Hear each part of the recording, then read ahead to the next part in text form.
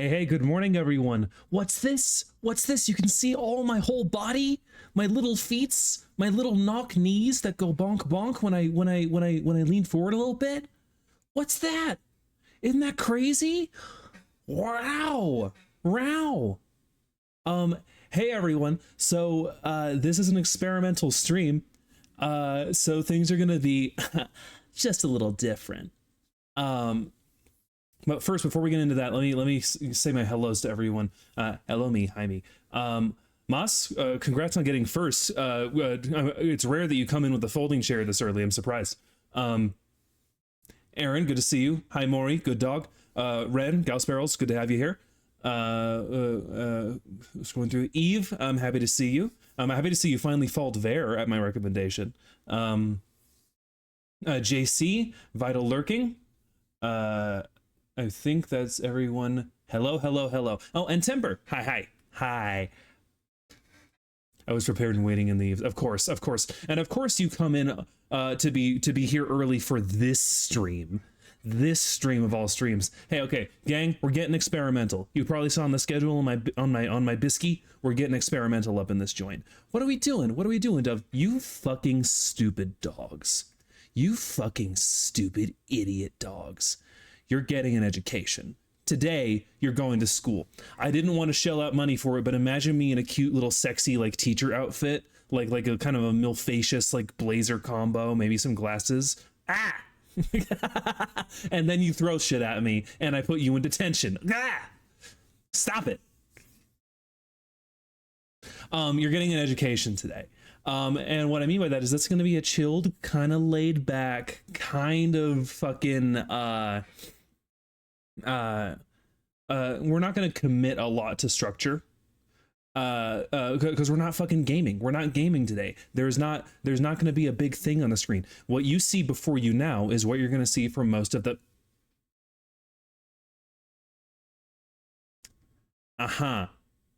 Can I get through my intro, Temper, or do you want to, you know what? No, we're in teacher mode. I'll wait. The bell doesn't dismiss you, I do. I'll wait. That's what I thought. He's still upset about Chocolate Factory. Maybe I fucking am, okay? Maybe I'm mad. So no, here's the 411. I've been reading this book and I keep on name dropping it every now and then, and I get like really excited about the stuff inside.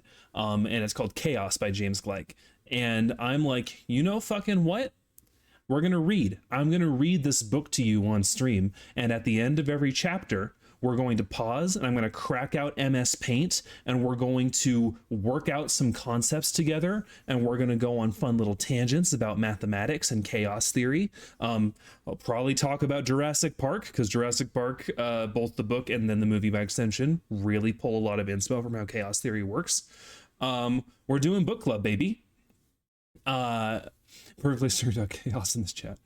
Honestly, I feel like my chat is actually pretty fucking tame. OMG, is that why you had fractals? Yes, exactly. Fractals are an emergent thing that came from chaos theory.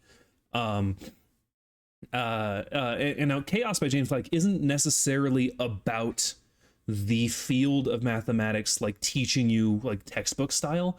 It is about the history of chaos theory, how it emerged from mathematical movements in the 50s, 60s, and 70s, kind of coalesced into the 80s, and became relevant enough that it got into a pop culture monolith, Jurassic Park. And indeed, it is mere conjecture on my part, but looking at when this book was released, the book doesn't discuss like Jurassic Park and stuff because the book was published in like the 80s, but looking at when it was released and then when Jurassic Park happened in like 90 or 91, I'm like, maybe Michael Crichton read Chaos by James Gleick, because this was kind of I don't want to say a seminal work, but a work that really connected this entire topic to laymen, to non-mathematicians, to non-numerical scientists. And so I'm wondering if this is what made him think about chaos theory enough to start writing Jurassic Park, because Jurassic Park the book is a horror book that plays a lot more directly with the concepts of mathematics. Do you think we would predict anything if we had enough variables that we could calculate V? Interesting. So what you're actually talking about there, Aaron, is called Laplace's demon. We're already getting a tangent. Hold on. I'm gonna go and I'm gonna move my tuber right now. I'm just gonna go down here real fast. And okay, I'm gonna go down here and we're gonna look at, I've got MS Paint right here. Okay, and what you're talking about is Laplace's demon. So Laplace's demon is a really fun concept, and it's not a demon like this.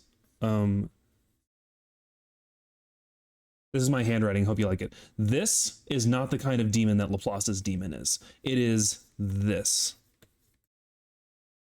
The Greek term, because in like the original Greek term, a demon is a spirit, a divine thing, and spirit meaning like divine meaning of reality, unless not so much of heaven. A demon is a primordial spirit that has like divine knowledge.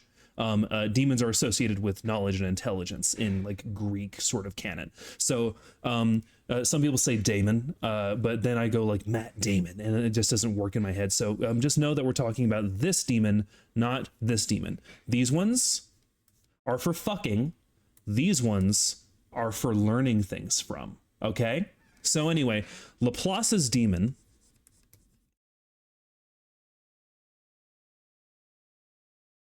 is a theoretical intelligence. Yes, Vital, yes. The combination AE, I don't remember what that's called.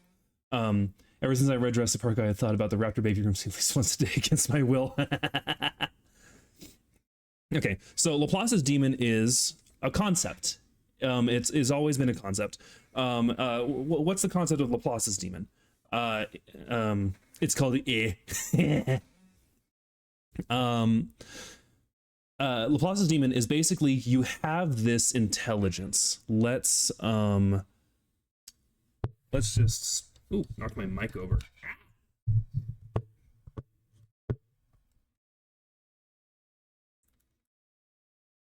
Just spam undo to clear my board.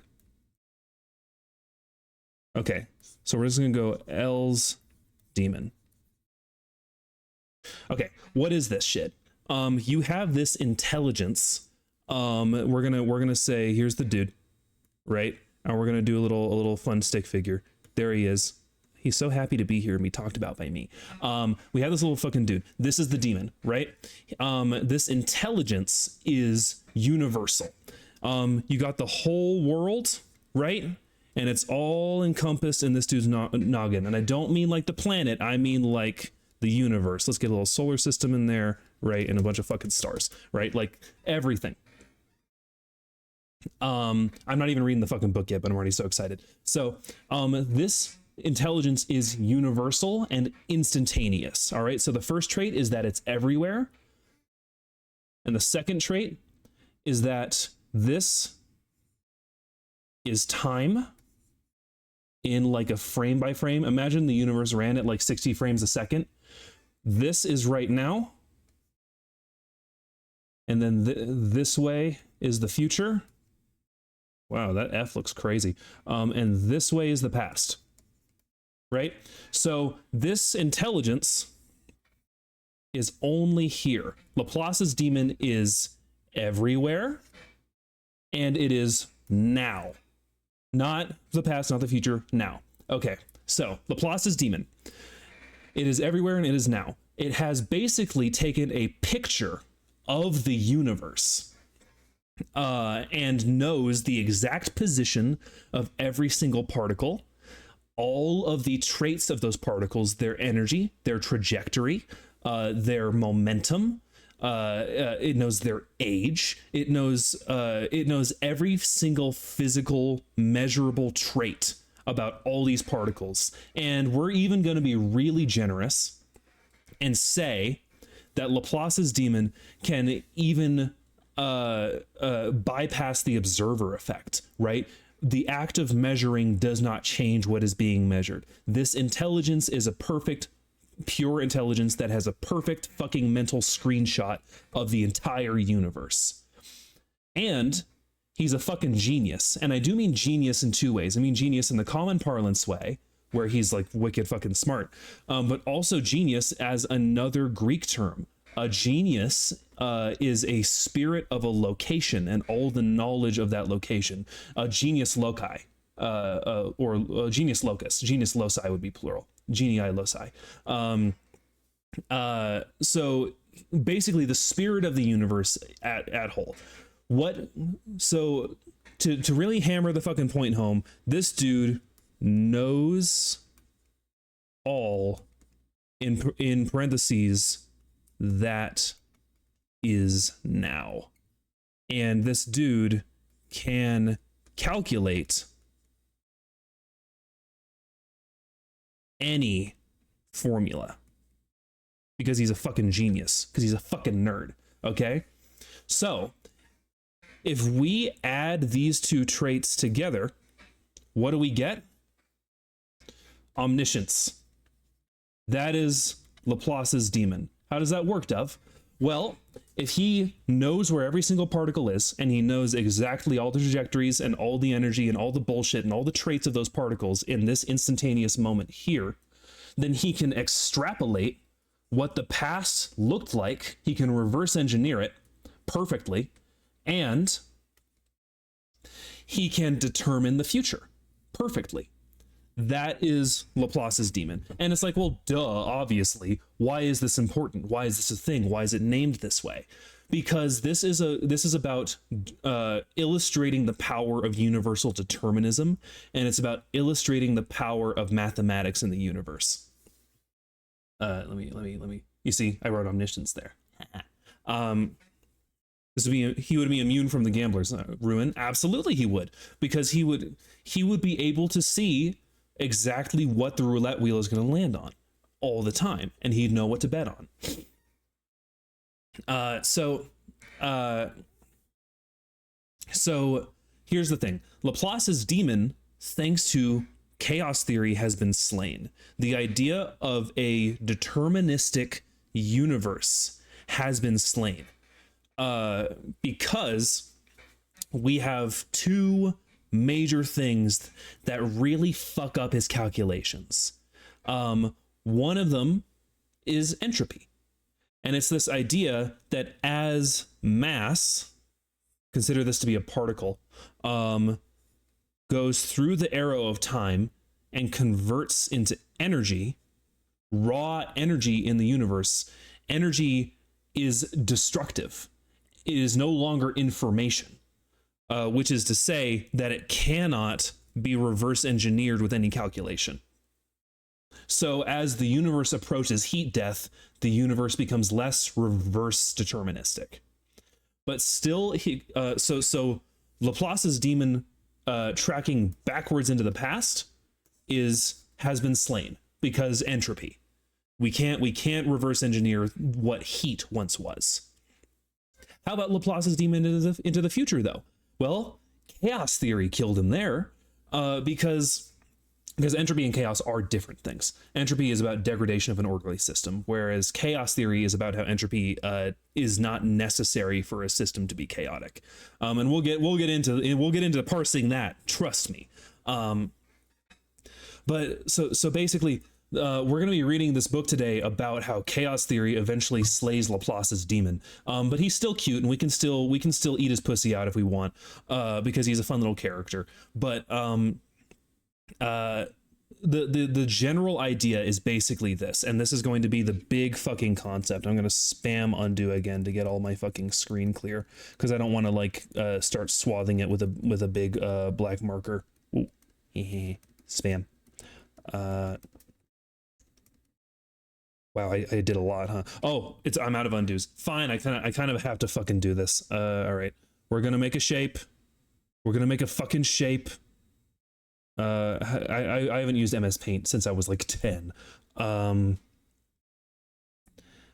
about this? We're Where's my, oh, duh. I can just increase my size here. Choose black. Brushes bigger. Oh wow, that's ugly. That's horrible. I like, you know what, actually let's just do this. Let's just do this. Hold on. This will be smarter. Think smarter, not harder, Dove. We're gonna do an alternating fill. Start with white.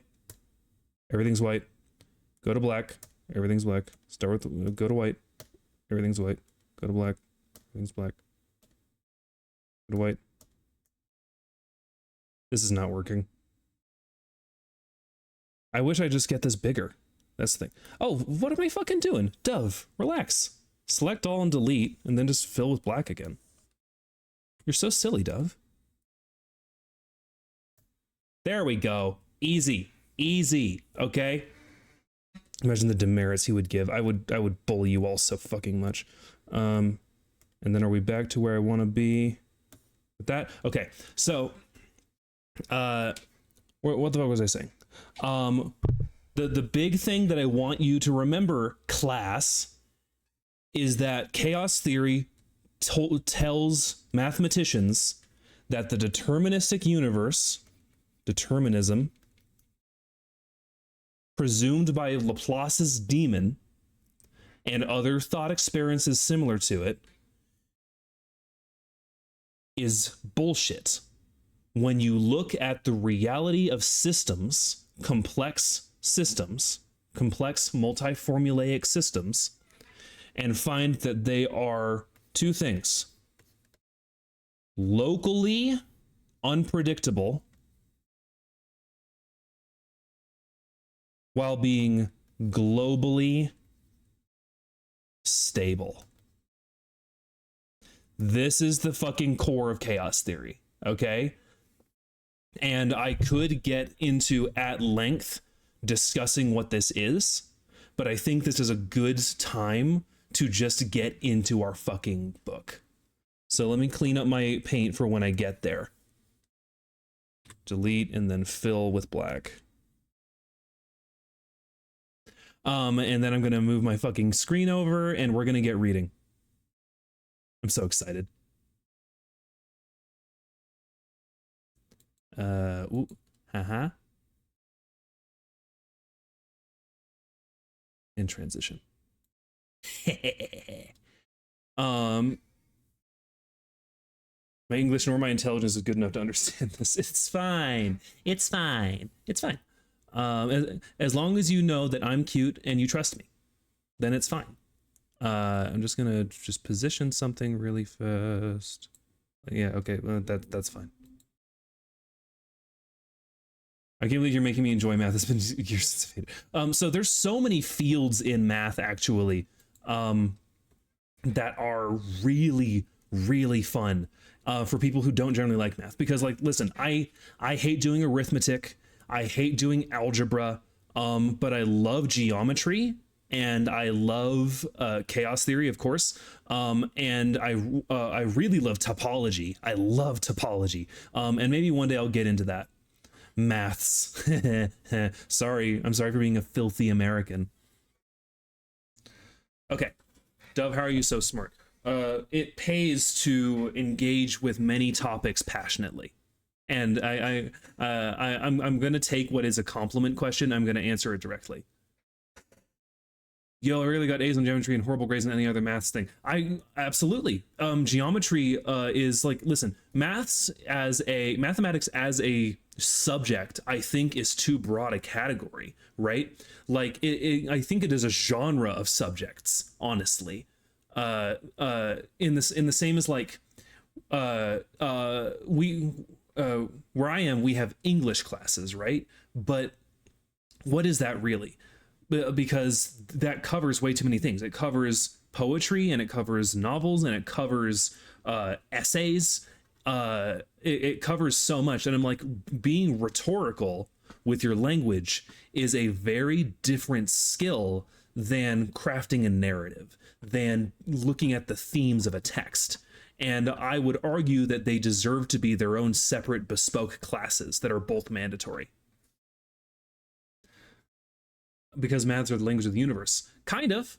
Maths are an imaginary language that we use to understand physics and eventually things that aren't physics, imaginary numbers. I was good at geometry until a certain point. Like, I was better with a calculator than some of my classmates with one. Without a calculator, I believe that absolutely, because there's a certain point where geometry starts crossing into calculus, and calculus is like a difficulty spike. Okay. So, I'm just gonna start reading. I'm gonna take a little sip, and I'm gonna start reading. I'm gonna look up the chat. Hopefully semi-regularly, but I'm gonna get lost in the sauce. And one final sort of disclaimer thing is, gang, I think I might have a little bit of dyslexia, because reading quietly I can do so well. Reading out loud, I've noticed I trip over things. So I'm gonna have to retry some sentences. Forgive me for that. Okay. Let's see. 1987. That's when this book was. That's what I was looking for. Okay. Do we want the prologue? Okay. Here we go. This is James Gleick, by the way, great writer, great writer. This is the only book of his I've read. The police in the small town of Los Alamos, New Mexico, worried briefly in 1974 about a man seen prowling in the dark night after night. The red glow of a cigarette floating along the starlight, floating along the back streets. He would pace for hours, heading nowhere in the starlight that hammers down through the thin air of the mesas. The police were not the only ones to wonder. At the National Laboratory, some physicists had learned that their newest colleague was experimenting with 26-hour days. Thank you, Vital. God, way to throw me off the first fucking paragraph. At the National Laboratory, some physicists had learned that their newest colleague was experimenting with 26-hour days, which meant that his waking schedule would slowly roll in and out of phase with theirs. This bordered on strange, even for the theoretical division. In the 3 decades since J. Robert Oppenheimer chose this unworldly New Mexico landscape for the atomic bomb project, Los Alamos National Laboratory had spread across an expanse of desolate plateau, bringing particle accelerators and gas lasers and chemical plants, thousands of scientists and administrators and technicians, as well as one of the world's greatest concentrations of supercomputers. Some of the older scientists remember the wooden buildings rising hastily out of the rimrock in the 1940s, but to most of Los Alamos staff, young men and women in college-style corduroys and work shirts, the first bomb makers were just ghosts. The laboratory's locus of purest thought was the theoretical division, known as T division, just as computing was C division and weapons was X division. More than 100 physicists and mathematicians worked in T division, well paid and free of academic pressures to teach and publish. These scientists had experience with brilliance and with eccentricity. They were hard to surprise. But Michel Feigenbaum was an unusual case. He had exactly one published article to his name, and he was working on nothing that seemed to have any particular promise. His hair was a ragged mane, sweeping back from his wide brow in the style of busts of German composers. His eyes were sudden and passionate. When he spoke, always rapidly, he tended to drop articles and pronouns in vaguely Middle European way, even though he was a native of Brooklyn. When he worked obsessively. When he could not work, he walked and thought, day or night, and night was best of all.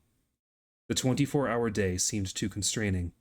Nevertheless, his experiment in personal quasi-periodicity came to an end when he decided he could no longer bear waking to the setting sun, as had happened every few days. At the age of 29, he had already become a savant among the savants, an ad hoc consultant whom scientists would go to see about any especially intractable problem, when they could find him. One evening, he arrived at work just as the director of the laboratory, Harold Agnew, was leaving. Agnew was a powerful figure, one of the original Oppenheimer apprentices. He had flown over Hiroshima on an instrument plane that accompanied the Enola Gay, photographing the delivery of the laboratory's first product. "I understand you're real smart," Agnew said to Feigenbaum. "If you're so smart, why don't you just solve laser fusion?" Even Feigenbaum's friends were wondering whether he was ever going to produce any work of his own. As willing as he was to do impromptu magic with their questions, he did not seem interested in devoting his own research to any problem that might pay off. He thought about turbulence in liquids and gases. He thought about time. Did it glide smoothly forward, or hop discreetly like a sequence of cosmic motion picture frames? He thought about an eye's ability to see consistent colors and forms in a universe that physicists knew to be a shifting quantum kaleidoscope. He thought about clouds, watching them from airplane windows, until in 1975 his scientific travel privileges were officially suspended on grounds of overuse, or from the hiking trails above the laboratory. In the mountain towns of the West, clouds barely resemble the sooty intermediate low-flying hazes that filled the eastern air. At Los Alamos, in the lee of the great volcanic caldera, clouds spill across the sky in random formation, yes, but also not random, standing in uniform spikes or rolling in a regularly furrowed pattern like brain matter. On a stormy afternoon, when the sky shimmers and trembles with the electricity to come, the clouds stand out from 30 miles away, filtering the light and reflecting it, until the whole sky starts to seem like a spectacle staged as a subtle reproach of physicists. Clouds represented a side of nature that the mainstream of physics had passed by, a side that was at once fuzzy and detailed, structured and unpredictable. Feigenbaum thought about such things, quietly and unproductively. To a physicist, creating laser fusion was a legitimate problem. Puzzling out the spin and color and flavor of small particles was a legitimate problem. Dating the origin of the universe was a legitimate problem. Understanding clouds was a problem for the meteorologist. Like other physicists, Feigenbaum used an understated, tough guy vocabulary to rate such problems. Such a thing is obvious, he might say, meaning that a result could be understood by any skilled physicist after appropriate contemplation and speculation.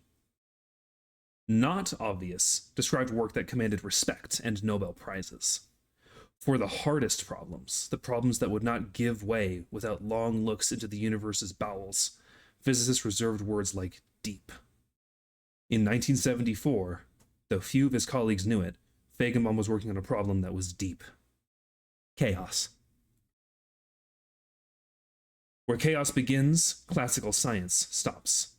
For as long as the world has had physicists inquiring into the laws of nature, it has suffered a special ignorance about disorder in the atmosphere, in the turbulent sea, in the fluctuations of wildlife populations, in the oscillations of the heart and the brain, the irregular side of nature, the discontinuous and erratic side. These have been puzzles to science, or worse, monstrosities. But in the 1970s, a few scientists in the United States and Europe began finding a way through disorder. They were mathematicians, physicists, biologists, chemists, all seeking connections between different kinds of irregularity. Physiologists found surprising order in the chaos that develops in the human heart, the prime cause of sudden, unexplained death. Ecologists explored the rise and fall of gypsy moth populations. Economists dug out old stock price data and tried a new kind of analysis. The insights that emerged led directly into the natural world, the shapes of clouds, the paths of lightning, the microscopic intertwining of blood vessels, the galactic clustering of stars. The Fey and Feigenbaum rhymes with I. Oh, Feigenbaum? Thank you. Did any of y'all watch Three Body Problem? I did not watch it. I know what the Three Body Problem is. And what a delight. What a delight. Feigenbaum. Okay. When Mitchell Feigenbaum began thinking about chaos at Los Alamos, he was one of a handful of scattered scientists, mostly known to one another. A mathematician in Berkeley, California, had a small group dedicated to creating a new study of, quote, dynamical systems. A population biologist at Princeton University was about to publish an impassioned plea that all scientists should look at the surprisingly complex behavior lurking in some simple models. Oh, an ad break is starting. Hold on. I'll get the Mandelbrot back up.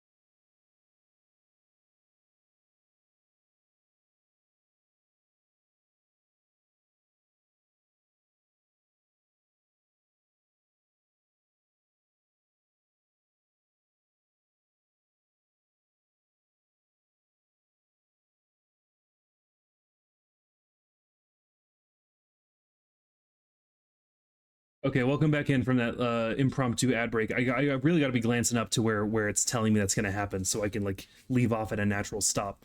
Let me just check some future pages, see how much prologue we have left. A couple more pages, and then we'll have a quick discussion, huh?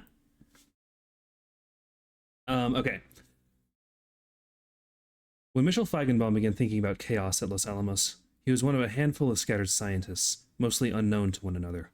A mathematician in Berkeley, California, had formed a small group dedicated to creating a new study of dynamical systems. A population biologist in Princeton University was about to publish an impassioned plea that all scientists should look at the surprisingly complex behavior lurking in some simple models. A geometer working for IBM was looking for a new word to describe a family of shapes, jagged, tangled, splintered, twisted, and fractured, that he considered an organizing principle in nature.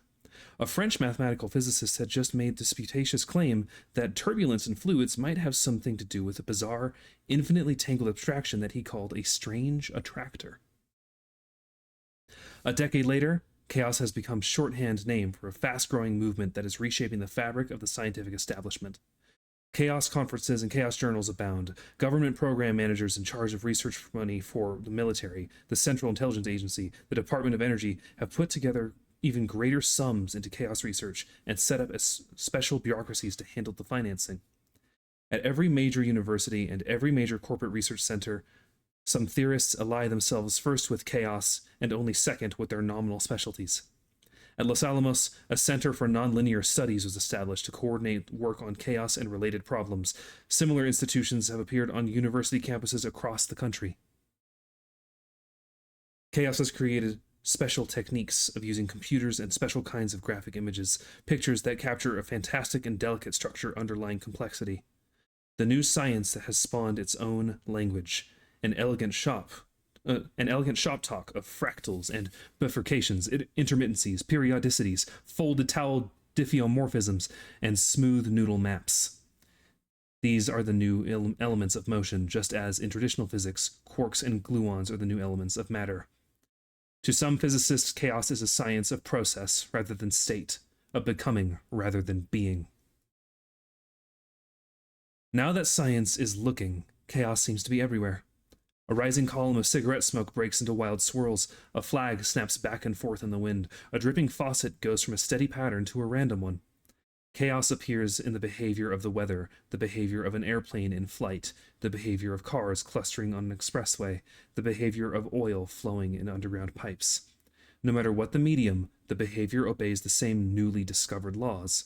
That realization has begun to change the way business executives make decisions about insurance, the way astronomers look about solar systems, the way political theorists talk about the stresses leading to an armed conflict. Chaos breaks across the lines that separate scientific disciplines. Because it is a science of the global nature of systems, it has brought together thinkers from fields that has been widely separated. 15 years ago, science was heading for a crisis of increasing specialization, a Navy official in charge of scientific financing remarked to an audience of mathematicians, biologists and physicists, and medical doctors. Dramatically, that specialization is reversed because of chaos. Chaos poses problems that defy accepted ways of working in science. It makes strong claims about the universal behavior of complexity. The first chaos theorists, the scientists who set the discipline in motion, shared certain sensibilities. They had an eye for pattern, especially pattern that appeared on different scales at the same time. They had a taste for randomness and complexity, for jagged edges and sudden leaps. Believers in chaos, and they sometimes call themselves believers or converts or evangelists, speculate about determinism and free will, about evolution, about the nature of conscious intelligence. They feel that they are turning back a trend in science toward reductionism, the analysis of systems in terms of their constituent parts, quarks, chromosomes, neurons. They believe that they are looking for the whole. The most passionate advocates of new science go so far as to say that the 20th century science will be remembered for just three things: relativity, quantum mechanics, and chaos. Chaos, they contend, has become the century's third great revolution in the physical sciences. Like the first two revolutions, chaos cuts away the tenets of Newton's physics. As one physicist put it, relativity eliminated the Newtonian illusion of absolute space and time. Quantum theory eliminated the Newtonian dream of a controllable measurement process. And chaos eliminates the Laplacian fantasy of deterministic predictability. See what I fucking tell ya? Laplace's demon, dead. Idiot. Spit on his fucking corpse. Whore.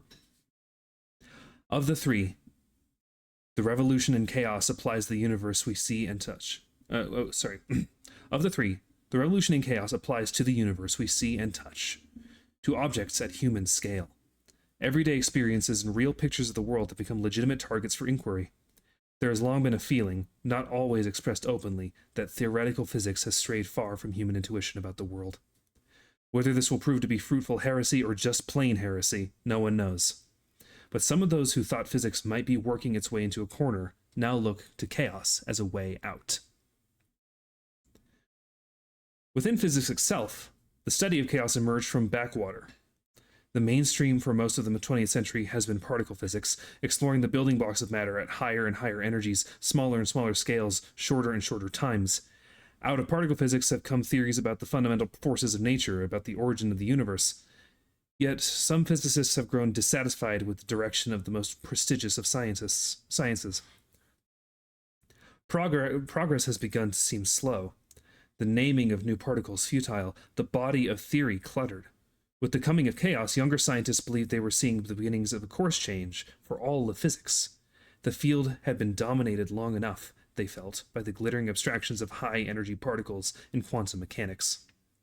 The cosmologist Stephen Hawking, occupant of Newton's chair at Cambridge University, spoke for most of physics when he took stock of science in 1980, a lecture titled "Is the End in Sight for Theoretical Physicists?" Quote, "We already know the physical laws that govern everything we experience in everyday life. It is a tribute to how far we have come in theoretical physics for that now it..." Start over, Dove. Quote, "We already know the physical laws that govern everything we experience in everyday life. It is a tribute to how far we have come in theoretical physics that it now takes enormous machines and a great deal of money to perform an experiment whose results we cannot predict." Yet Hawking recognized that understanding nature's laws on the term of particle physics left unanswered. Once again, I'm stumbling. Sorry, guys. Maybe let me take a fucking drink of water.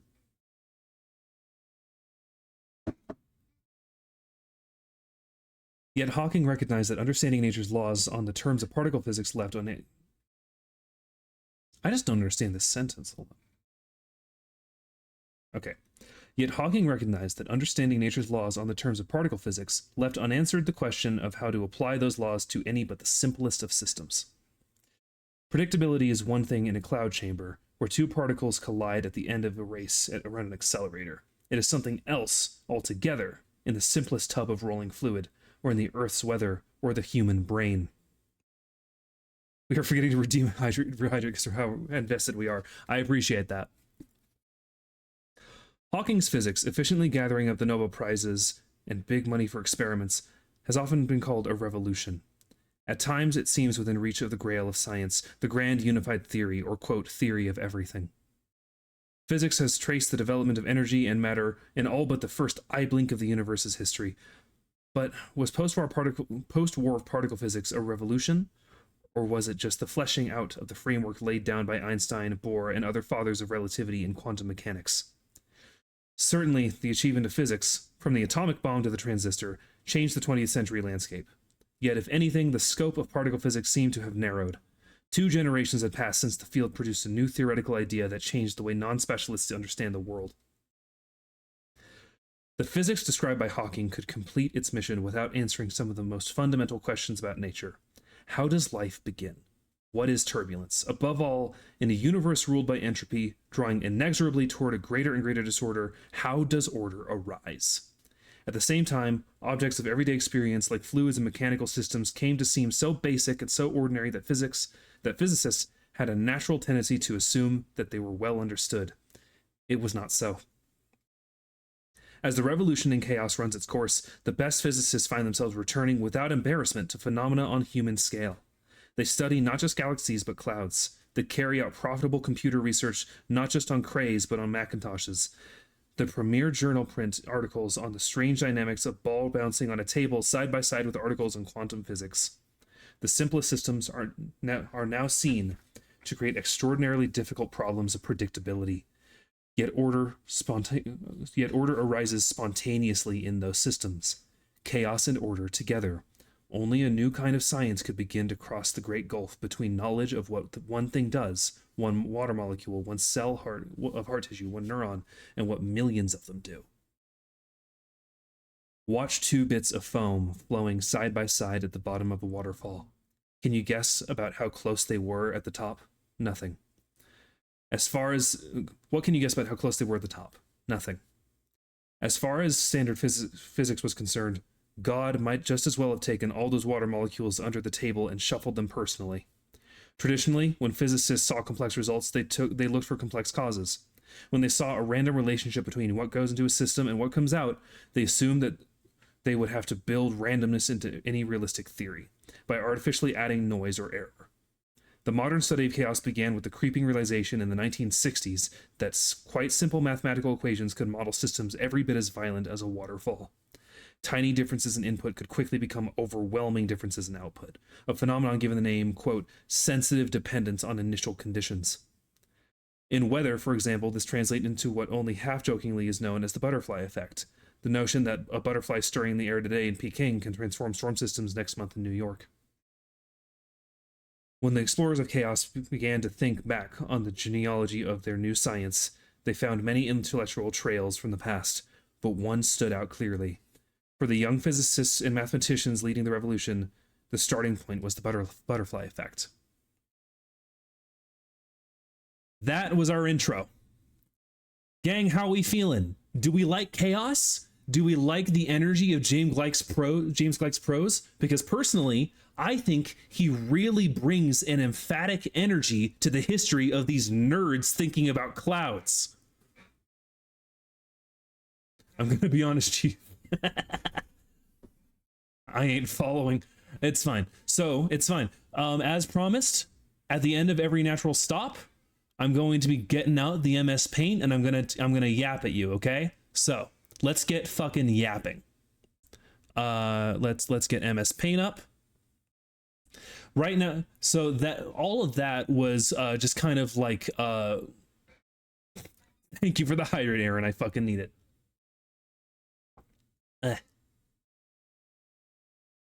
Okay.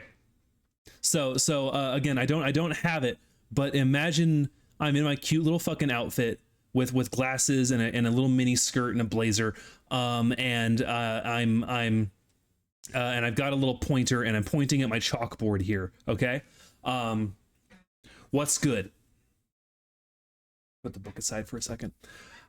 So what's bro talking about? And we're talking about what the old versus new mathematics. I think I can best illustrate this by, let's do this. Vertical line. What did we think physics was? What did we think math was? Well, let's use a phrase from the book, the Laplacian fantasy. Right? This was the mythical prelapsian era of physics, and indeed this was an understanding of the world that was helpful to us, right? We looked at the world like a math problem, and the math problem is like if you do 1 + 1, 1 ++, stop it, Dove, silly. You do 1 + 1 = 2, right? And if I did the same thing later, right? I did this at 5 a.m. today. I did this math at 5 a.m. today. This morning, I'm like, hey, what's 1 and 1 again? It's 2. And later, I'm like, hey, what is 2 equal again? Well, I know what the starting conditions were. It was 1 + 1. The same starting conditions at 6 p.m. the same day will result to the same answer, right? Oh no, he draws his 2's from the bottom. Yeah, sorry. I don't know when I started doing that. I noticed it, like my hand just did it one day and I was like, oh no, and then it didn't stop. Okay. But the idea basically is like the same input will always give the same output. We understand this intuitively, right? It doesn't matter what time of day it is. It doesn't matter what time of year it is. If you put ones together, you get a 2. And so intuitively, we extrapolate that understanding to all of our calculations about the universe, right? if I have a ball and I drop it from a set height down to a surface, it's going to bounce a set amount, presuming there are no confounding factors. And that's absolutely true. And the idea is, if I added one confounding factor to this ball drop experiment, add a little headwind going this way. Like people believe the boiling temperature of water is actually the same, but it actually depends on a lot of things like altitude. Altitude is a big thing about the boiling temp of water. Pressure is huge. Also, you know, salinity, how saturated it is. But that's true of like a lot of fluids. I mean, it's true. The altitude thing is also true of a lot of fluids.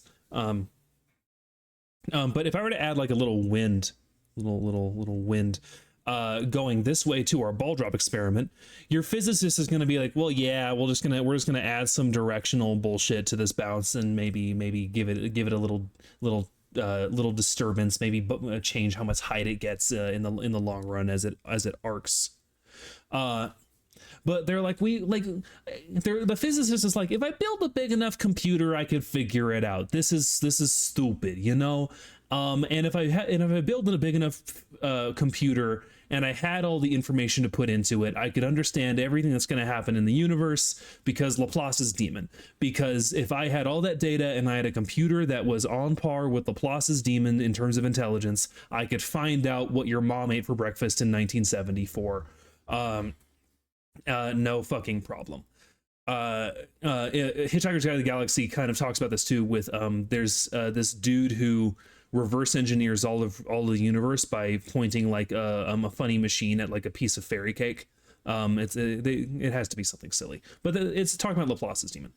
The Laplacian fantasy is what a lot of physicists were dealing with, and so when they looked at shit like waves crashing, let's put a little fish, that's an infinity fish, or when they looked at shit like clouds splitting, or when they looked at shit like the population of animals.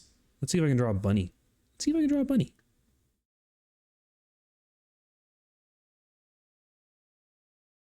This is my bunny.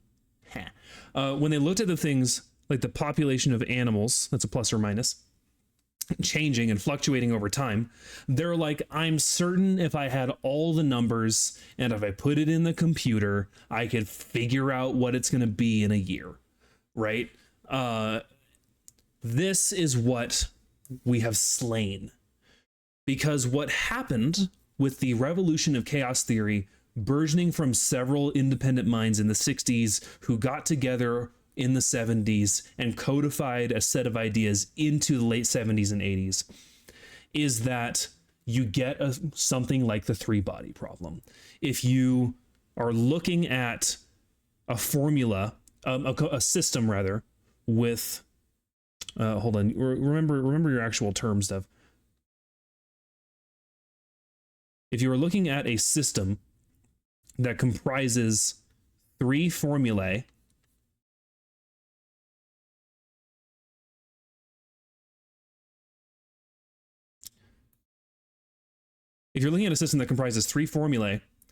that is complex enough to give you Mandelbrot set levels of crazy over a very short period of time, right? Like, going back to our ball drop, Formula 1, we're going to call that the gravity, right? Formula 2, we're going to call that the wind.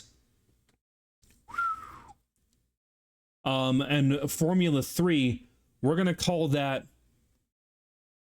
there's a solar flare happening right now because I'm done bleeding heart and that's kind of my shit. I don't fucking know. We're adding a third force that's going to add a slight bit of turbulence in a way that is imperceptible at the starting condition. And if we repeat this process over and over again with computers, we're going to find that the ball does not always land in the same spot. And it isn't this cluster. No, sometimes it's over here. Sometimes it's over there. Sometimes it's over there. Sometimes it's all the way over here. That's the chaotic part. But the system is still stable because even though it's locally unpredictable, we don't know where over here it's going to land. We do know that it's going to land on this side of where we dropped it because there is at least a wedge here. That's what chaos theory is about in extremely simple parsing terms. And you're like, Dub, why is this fucking important? It's important for a lot of reasons. For one, ideologically, yeah, it doesn't completely end predictability, it just limits it. Exactly. Not only that, but like, to be clear, locally unpredictable and globally predictable is really, really important, right?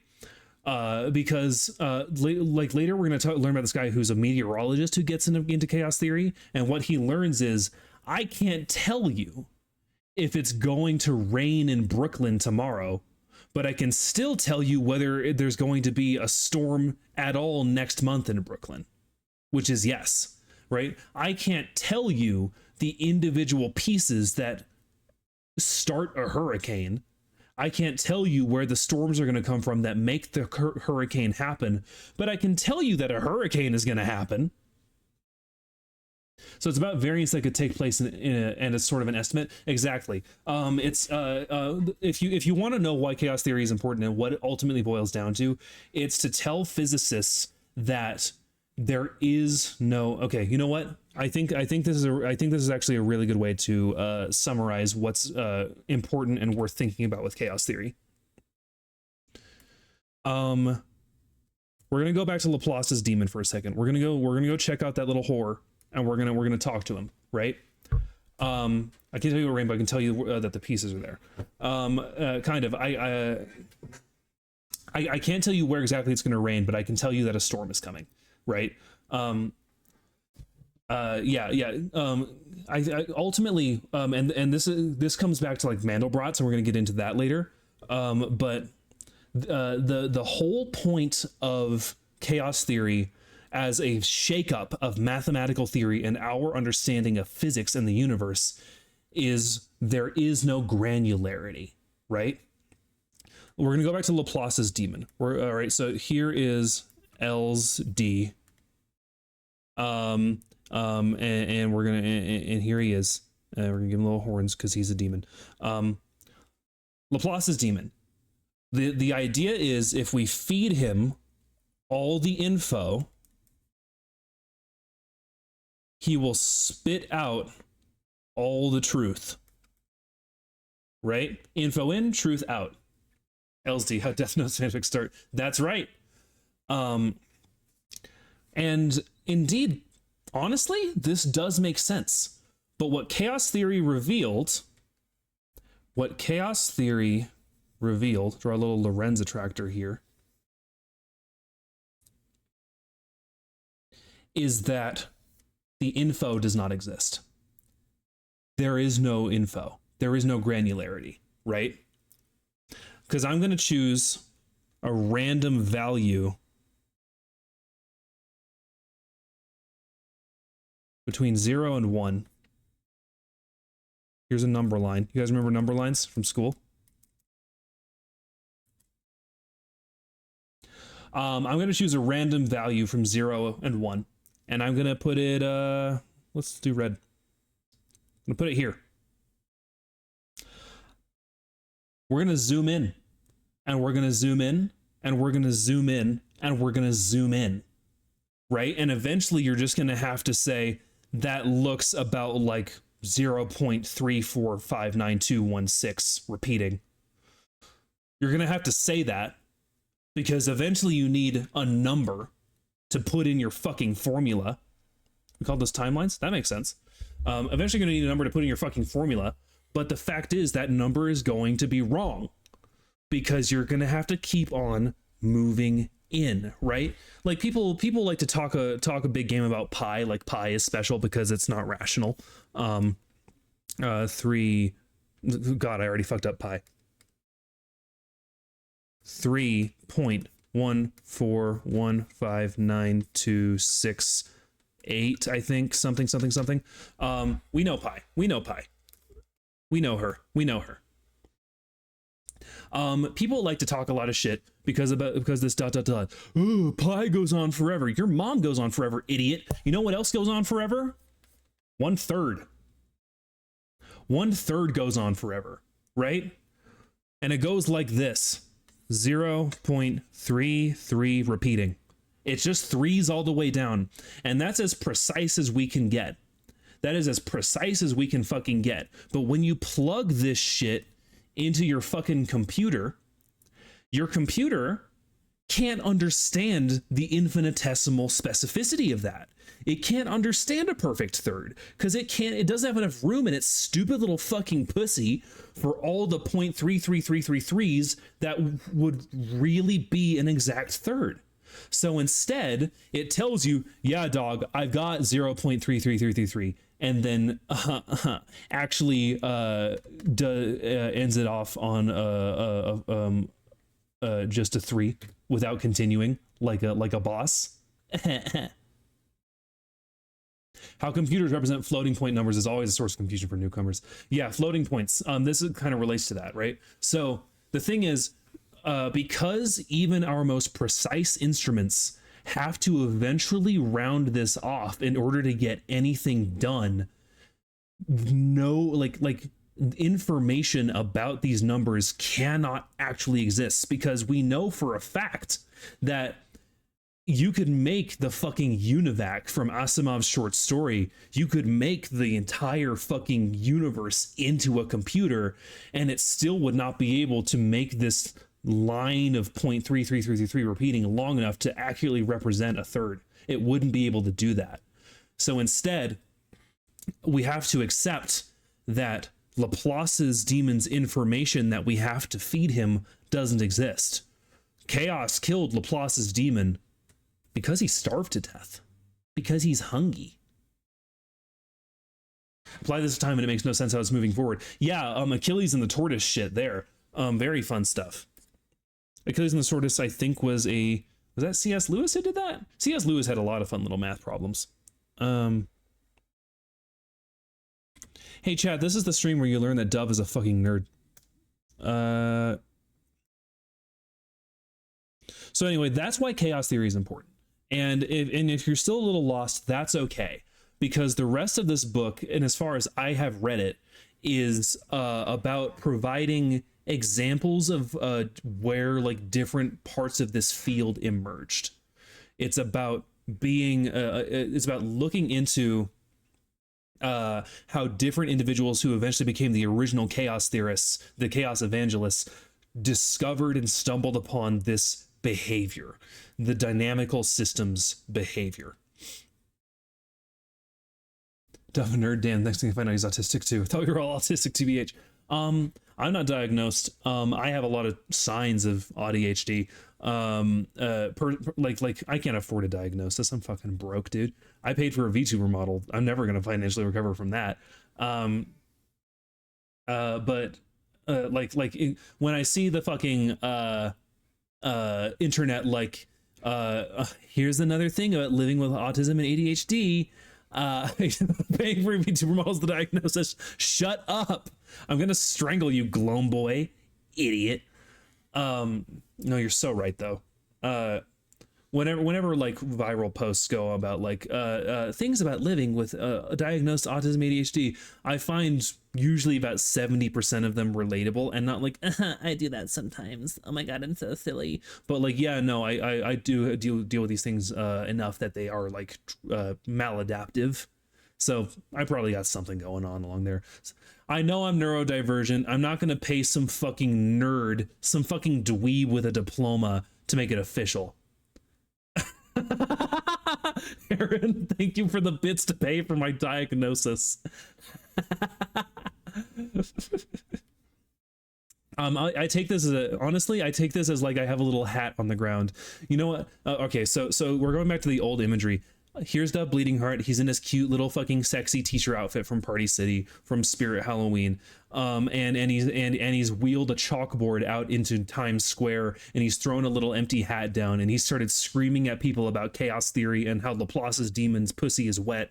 And people are throwing money into the hat. They just threw 10 USD into the hat for me. Thank you, Aaron. Yeah. I think it's pretty safe to say anyone who's this passionate about chaos theory is autistic. I'm reading a book. Don't diagnose me yet. I'm passionate about a book I'm reading. Okay. But yeah, so we have an ad break starting about a minute 30, so I don't want to start chapter 1 just yet. I want to walk it back a little bit and talk about how mathematics is such a broad, I want to say, genre of subjects that it is truly egregious that for so much of public education, at least where I am, it's one unified topic until eventually you specialize, right? I feel like being a unified topic that eventually you specialize with makes sense, but that point of specialization happens way too late. You need to like learn your basic arithmetic. Laplace's demon is a fucking starving little nerd. Got it. Like me. Haha. Where am I going? I think that point of specialization, that point of like divergence and specificity should happen earlier, because some kids in school are drawn a lot more naturally and passionately to different types of mathematics. If we had skipped calculus for me and instead put me in a class that focused on topology, I would be a career mathematician today. Topology is so fucking fun to me. I like it because it hurts in a way that is amusing. But anyway, an ad break is starting, and I'll see you guys in a bit. Let's go back to that Mandelbrot Zoom, huh?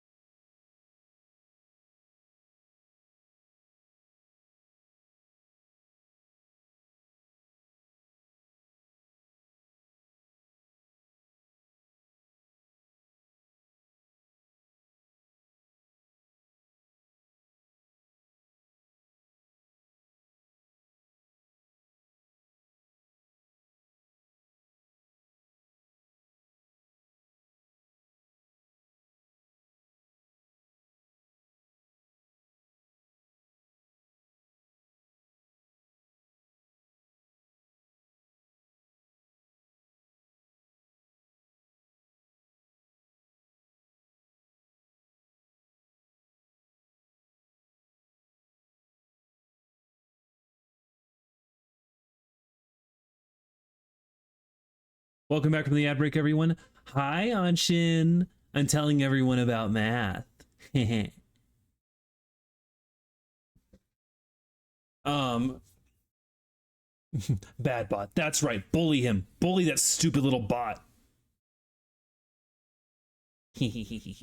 I'm just gonna do a quick little something because I wanted to like yeah, just gonna do some bookkeeping back here real fast. Oh my god!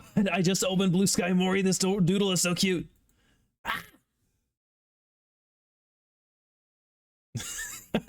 You're diagnosing me autistic too with the fucking creature? Oh, precious. Precious. Absolutely precious. I'm saving that. That's going in my fucking fan art folder. I'm gonna make a subfolder of just Mori fan art because it's so good.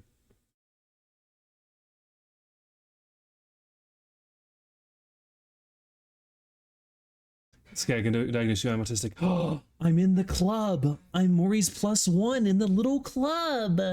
Yay!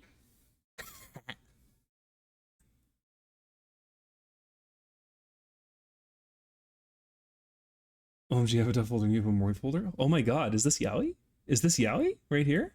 That's crazy. Okay, so we're about to get into chapter 1.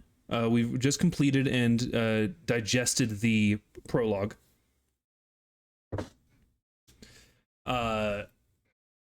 Let's see here. Perfect.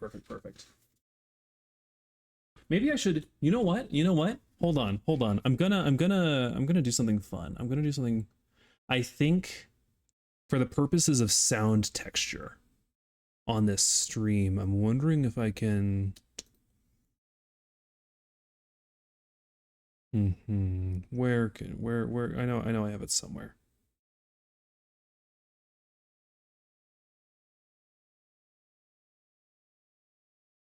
Right. And then we'll increase the volume just a little bit.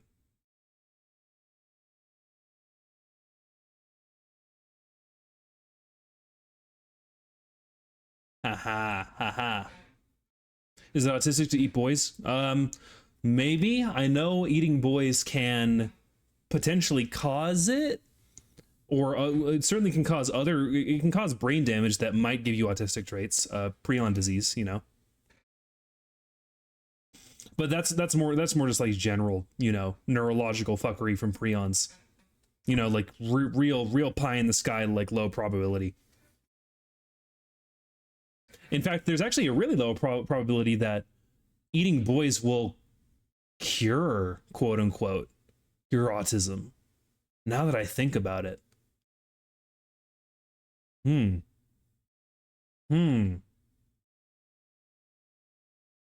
He cured his autism with one simple trick. Neurologists hate him.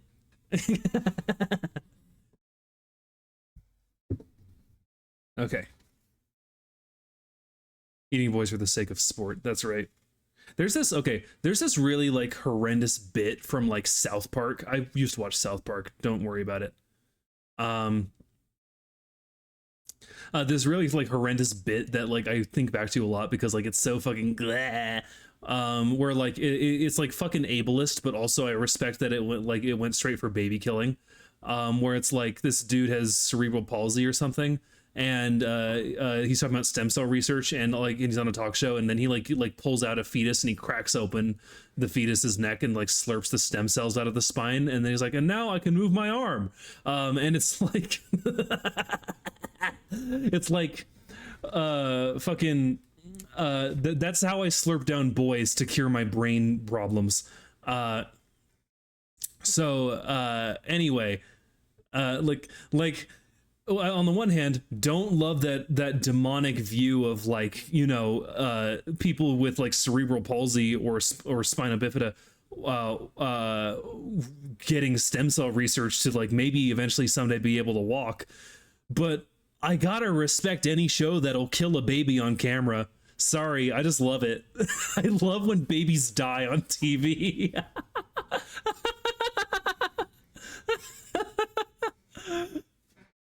I'm normal. For me, that's a bit that cancels itself out. That's- okay. Dove, I can only be so down bad. Anyway, listen to this relaxing rain with gunfire sounds while I tell you about math. The butterfly effect. Physicists like to think that all you have to do is say, these are the conditions. Now what happens next? Richard P. Feynman. The sun beat down through a sky that had never seen clouds. The winds swept across an earth as smooth as glass. Night never came, and autumn never gave way to winter. It had never rained. The simulated weather in Edward Lorenz's new electronic computer changed slowly but certainly, drifting through a permanent dry midday mid-season, as if the world had turned into Camelot, or some particularly bland version of Southern California. Outside his window, Lorenz could watch real weather, the early morning fog creeping across the Massachusetts Institute of Technology campus, or the low clouds slipping over the rooftops of the Atlantic, from the Atlantic. Fog and clouds never arose in the model running on his computer. The machine, a Royal McBee, was a thicket of wiring and vacuum tubes that occupied an ungainly portion of Lorenz's office, made a surprising and irritating noise, and broke down every week or so. It had neither the speed nor the memory to manage a realistic simulation of the Earth's atmosphere and oceans. Yet Lorenz created a toy weather in 1960 that succeeded in mesmerizing his colleagues. Every minute, the machine marked the passing of a day by printing a row of numbers across a page. If you knew how to read the printouts, you would see a prevailing westerly wind swing now to the north, now to the south, now back to the north. Digitized cyclones spun slowly around an idealized globe. As word spread through the department, the other meteorologists would gather around with the graduate students, making bets on what Lorenz's weather would do next. Somehow, nothing ever happened the same way twice. Lorenz enjoyed weather, by no means a prerequisite for a research meteorologist. He savored its changeability. He appreciated the patterns that come and go in the atmosphere, families of eddies and cyclones, always obeying mathematical rules, yet never repeating themselves. When he looked at clouds, he thought he saw a kind of structure in them. Once he had feared that studying the science of weather would be like prying a jack-in-the-box apart with a screwdriver. Now he wondered whether science would be able to penetrate the magic at all. Weather had a flavor that could not be expressed by talking about averages. The daily high temperature in Cambridge, Massachusetts averages 75 degrees in June. The number of rainy days in Riyadh, Saudi Arabia, averages 10 a year. Those were statistics. The essence was the way patterns in the atmosphere changed over time, and that was what Lorenz had captured on the Royal McBee. He was the god of this machine universe, free to choose the laws of nature as he pleased. After a certain amount of undivine trial and error, he chose 12. They were numerical rules, equations that expressed the relationship between temperature and pressure, between pressure and wind speed. Lorenz understood that he was putting into practice the laws of Newton, appropriate tools for a clockmaker deity who would create a world and set it running for eternity. Thanks to the determinism of physical law, further intervention would then be unnecessary. Those who made such models took for granted that, from present to future, the laws of motion provide a bridge of mathematical certainty. Understand the laws, and you understand the universe. That was the philosophy behind modeling weather on a computer. Indeed, if the 18th century philosophers imagined their creator as a benevolent non-interventionist, content to remain behind the scenes, they might have imagined someone like Lorenz. He was an odd sort of meteorologist. He had the worn face of a Yankee farmer, with the surprising bright eyes that made him seem to be laughing whether he was or not. He seldom spoke about himself or his work, but he listened. He often lost himself in a realm of calculation or dreaming that his colleagues found inaccessible. His closest friends felt that Lorenz spent a good deal of his time in a remote outer space. As a boy, he had been a weather bug, at least to the extent of keeping in close tabs on the max min thermometer recording days' highs and lows outside his parents' house in West Hartford, Connecticut. But he spent more time inside, playing with mathematical puzzle books than watching the thermometer. Sometimes he and his father would work out puzzles together. Once they came upon a particularly difficult problem that turned out to be insoluble. Once They came upon a particularly difficult problem that turned out to be insoluble. That was acceptable, his father told him. You can always try to solve a problem by proving that no solution exists. Lorenz liked that. He always liked the purity of mathematics, and when he graduated from Dartmouth College in 1938, he thought that mathematics was his calling. Circumstance interfered, however, in the form of World War II, which put him to work as a weather forecaster in the Army Air Corps. After the war, Lorenz decided to stay with meteorology, investigating the theory of it, pushing the mathematics a little further forward. He made a name for himself by publishing the work on orthodox problems, such as general circulation of the atmosphere. And in the meantime, he continued to think about forecasting. To most serious meteorologists, forecasting was less than science. It was the seat-of-the-pants business performed by technicians who need some intuitive ability to read the next day's weather in the instruments in the clouds. It was guesswork. At centers like MIT, meteorology favored problems that had solutions. Lorenz understood the messiness of weather prediction as well as anyone, having tried it firsthand for the benefit of military pilots, but he harbored an interest in the problem, a mathematical interest. Not only did meteorologists scorn forecasting, but in the 1960s, virtually all serious scientists mistrusted computers. These souped-up calculators hardly seemed like tools for theoretical science. So numerical weather modeling was something of a bastard problem. Yet the time was right for it. Weather forecasting had been waiting 2 centuries for a machine that could repeat thousands of calculations over and over again by brute force. Only a computer could cash in the Newtonian promise. The world unfolded along a deterministic path. Rule-bound like the planets, predictable like eclipses and tides. In theory, a computer could let meteorologists do what astronomers had been able to do with pencil and slide rule. Reckon the future of their universe from its initial conditions and the physical laws that guide its evolution. The equations describing the motion of air and water were as well known as those describing the motion of planets. Astronomers did not achieve perfection and never would, not in a solar system tugged by the gravities of 9 planets, scores of moons, and thousands of asteroids, but calculations of planetary motion were so accurate that people forgot they were forecasts. When an astronomer said, "Comet Halley will be back this way in 76 years, it seemed like fact, not prophecy. Deterministic numerical forecasting figured accurate courses for spacecraft and missiles. Why not winds and clouds? Weather was vastly more complicated, but it was governed by the same laws. Perhaps a powerful enough computer could be the supreme intelligence imagined by Laplace, the 18th century philosopher-mathematician who caught the Newtonian fever like no one else. Quote, such an intelligence would embrace the same formula, the movements of the greatest bodies of the universe. Okay, start again, Dove. Hold on, take it again. Laplace says, quote, where did he say it?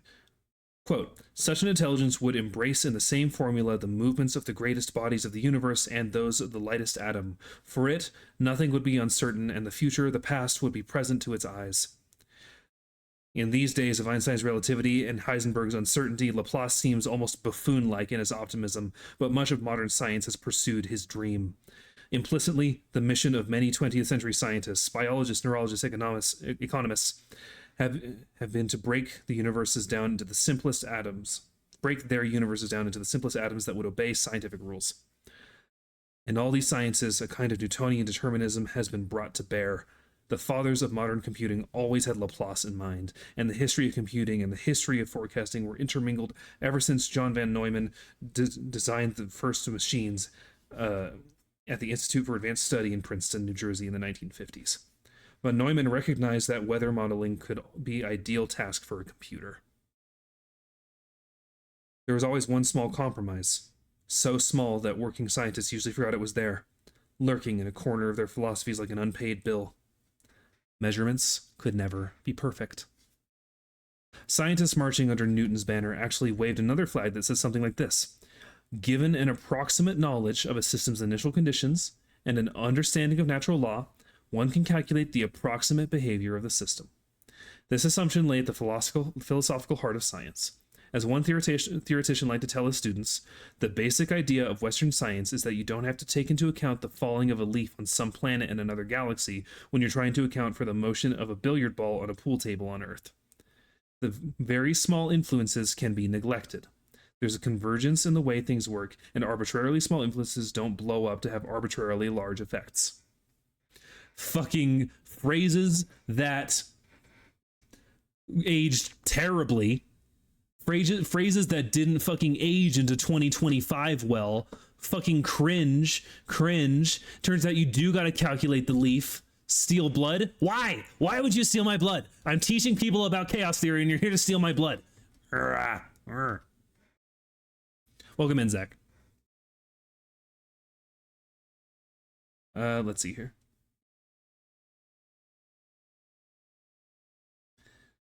There's a convergence in the way things work, and arbitrarily, yeah, we got that. Classically, the belief in approximation and convergence was well justified. It worked. A tiny error in fixing the position of Comet Halley in 1910 would only cause a tiny error in predicting its arrival in 1986, and the error would stay small for millions of years to come. Computers rely on the same assumption in guiding spacecraft. Approximately accurate input gives approximately accurate output. Economic forecasters rely on this assumption, though their success is less apparent. So did the pioneers in global weather forecasting. With his primitive computer, Lorenz had boiled weather down to the barest skeleton. Yet, line by line, the winds and temperatures in Lorenz's printout seemed to behave in a recognizable, earthly way. They matched his cherished intuition about the weather, his sense that it repeated itself, displaying familiar patterns over time, pressure rising and falling, the airstream swinging north and south. He discovered that when a line went from high to low without a bump, a double bump would come next. He said, that's the kind of rule a forecaster could use. But the repetitions were never quite exact. There was pattern with disturbances and orderly disorder. To make the patterns plain to see, Lorenz created a primitive kind of graphics. Instead of just printing out the usual lines of digits, you would have a machine print a certain number of blank spaces followed by the letter A. He would pick one variable, perhaps a direction of the airstream. Gradually the A's marched down the roll of paper, swinging back and forth in a wavy line, making a long series of hills and valleys that represented the way the west wind would swing north and south across the continent. The orderliness of it, the recognizable cycles coming around again and again, but never twice the same way, had a hypnotic fascination. The system seemed slowly to be revealing secrets to the forecaster's eye. One day, in the winter of 1961, wanting to examine one sequence at greater length, Lorenz took a shortcut. Instead of starting the whole run over, he started midway through. To give the machine its initial conditions, he typed the numbers straight from the earlier printout. Then he walked down the hall to get away from the noise and drink a cup of coffee. When he returned an hour later, he saw something unexpected, something that planted the seed for a new science. This new run should have exactly duplicated the old. Lorenz had copied the numbers into the machine himself. The program had not changed, yet as he stared at the new printout, Lorenz saw his weather diverging so rapidly from the pattern of the last run that, within just a few months, all resemblance had disappeared. He looked at one set of numbers, then back at the other. He might as well have chosen two random weathers out of a hat. His first thought was that another vacuum tube had gone bad, that the machine was malfunctioning. I'm going to actually, here's what I can do. No, I can't do that. Hold on. Because I use my phone to track the rig. I want to take a picture. There's a figure in the book that I want to show you guys. I'm just going to try to fucking draw it in paint. Hold on. I'm going to get paint up and I'm going to try to draw the figure for you.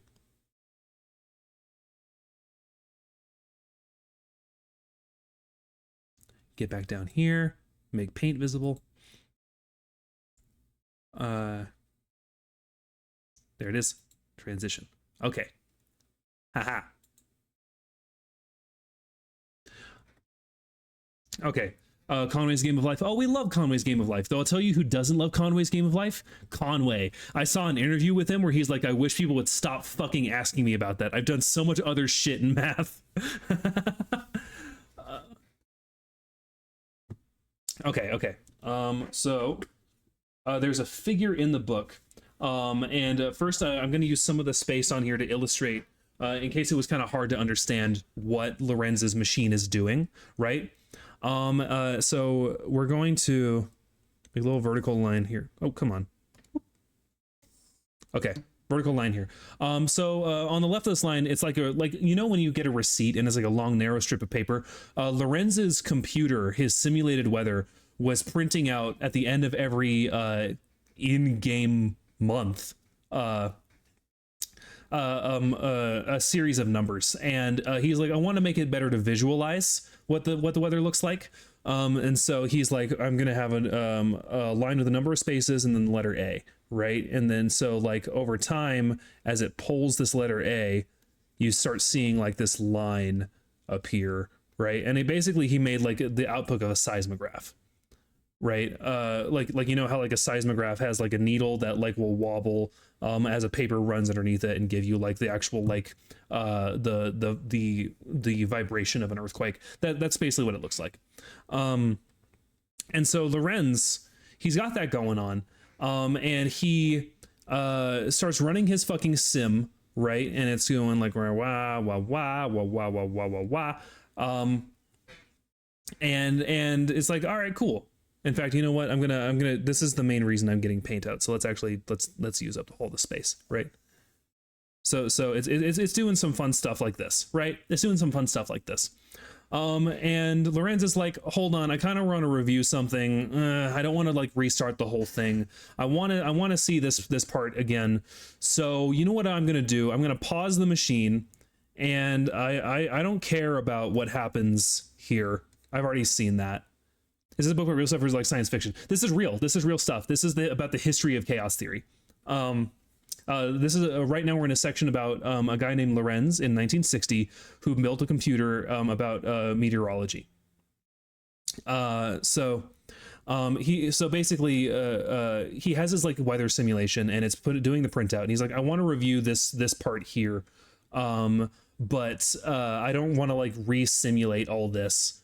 So I'm gonna cheat. I'm gonna pause the machine, and I'm going to take these numbers as the, like, I'm going to circle that bigger. I'm going to take these numbers here at the part I want to start looking from as the starting condition, and I'm going to re-input it into my machine, and let it run while I go get a cup of coffee. And when I come back, I'll have an exact copy of this section again, and I can look at it in isolation. And like, that makes sense, right? It's a computer, it's a machine, it follows hard and fast rules. He made a universe with 12 laws in his little simulation, and it's printing out these numbers. It's math, it's deterministic. 1 + 1 will always equal 2. So why is it that when he comes back, the printout starts to look a bit like this? Huh? What? Crazy, right? He put the exact same fucking numbers in and got a different result because his fucking 12 formula ass system, we got 12 of these bad boys, was way too fucking complex.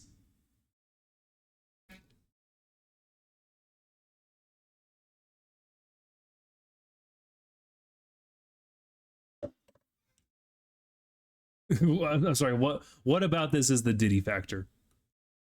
Explain. It was so complex the machine couldn't follow it. We're gonna get more into exactly. I'm gonna leave this visual up for now. And I'm gonna start reading further. So yeah, this is basically like how Lorenz is like think of this as almost as like a hero's journey, right? His ordinary world is deterministic, it's Laplacian, and we say Laplacian and deterministic, we mean we believe that the rules of the universe are understandable and that with correct information we can predict what's going to happen. And yet with correct information in a very simple universe that he wrote, so he does understand, he can't predict the information. What Lorenz has just experienced is a simulation that basically implies that God can't tell what's going to happen in his own creation. Mathematicians are dramatic like that.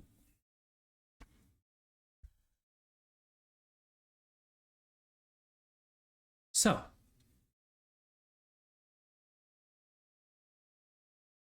the model seems a little blurry. Huh.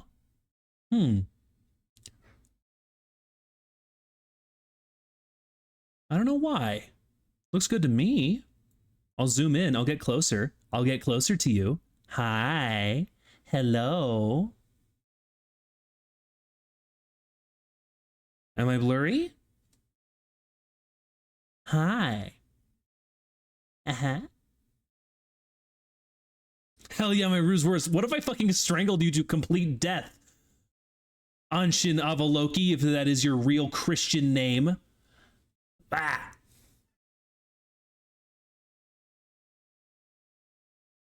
God. I'm gonna go beast mode for the rest of this fucking.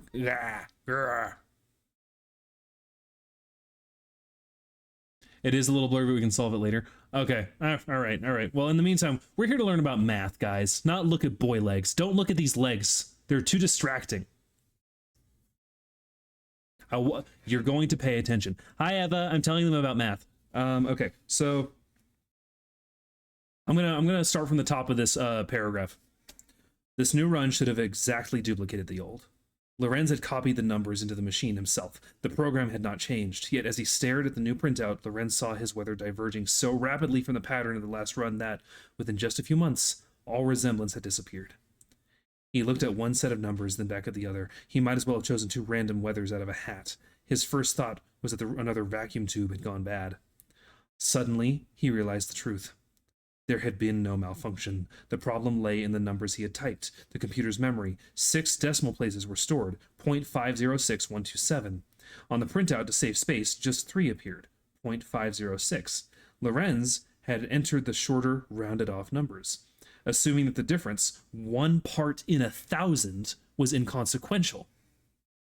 It was a reasonable assumption. If a weather satellite can read ocean surface temperature to within 1 part in 1,000, its operators consider themselves lucky. Lorenz's Royal McBee was implementing the classical program. It used a purely deterministic system of equations. Given a particular starting point, the weather would unfold exactly the same way each time. Given a slightly different starting point, the weather should unfold in a slightly different way. Slightly. A small numerical error was like a small puff of wind. Surely the small puffs faded or canceled each other out before they could change important large-scale features of the weather. Yet in Lorenz's particular system of equations, small errors proved catastrophic. He decided to look more closely at the way two nearly identical runs of weather flowed apart. He copied one of the wavy lines of output into a transparency and laid it over the other to inspect the way it diverged. First, 2 humps matched detail for detail. Then one line began to lag a hair's breadth behind.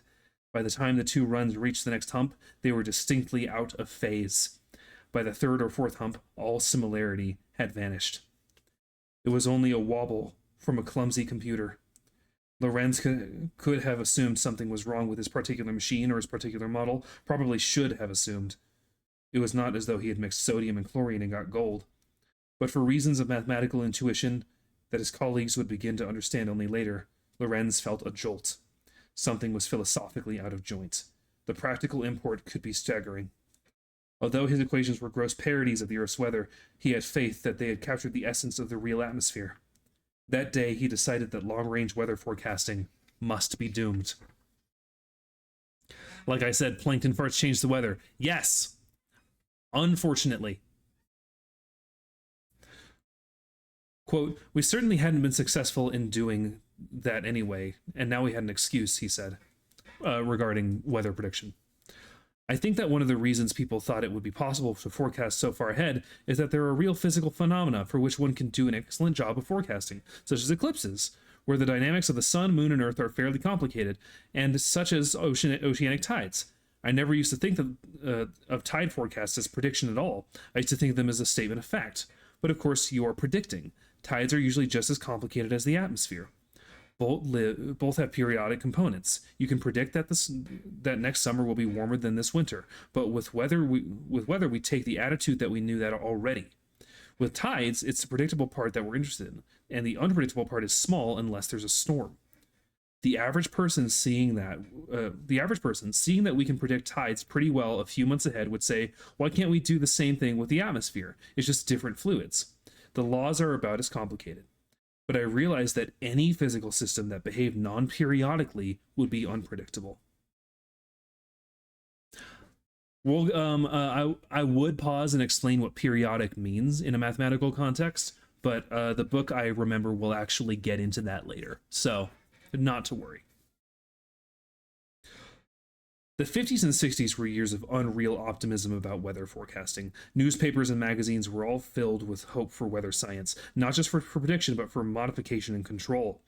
Two technologies were maturing together, the digital computer and the space satellite. An international program was being prepared to take advantage of them, the Global Atmosphere Research Program,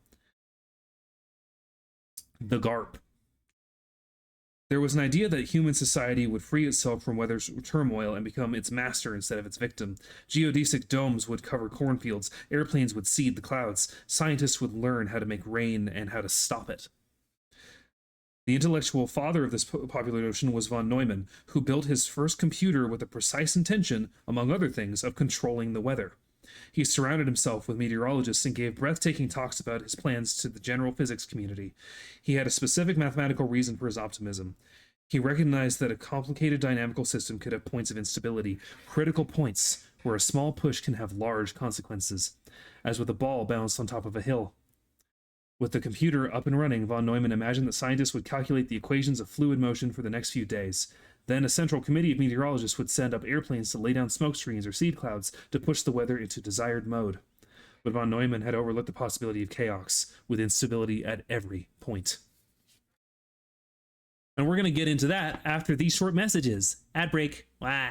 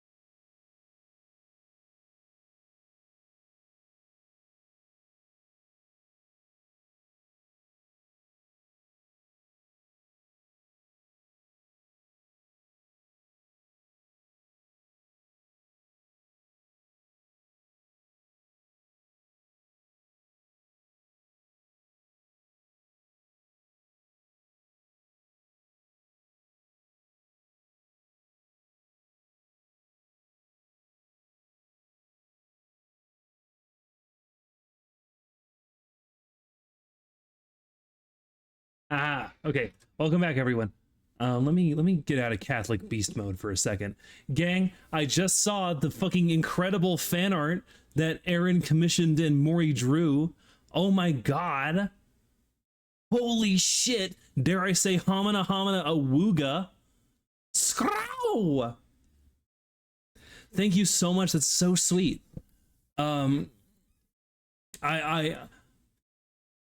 Yeah, open B-Sky. Everyone open B-Sky right fucking now.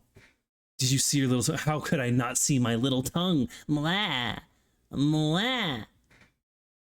I'm gonna fucking post it in chat. I'm gonna link it. I'm gonna link it in chat. Copy link to post. Haha. Everyone go... If you haven't already, all viewers are commanded to follow Maury right now, by the way.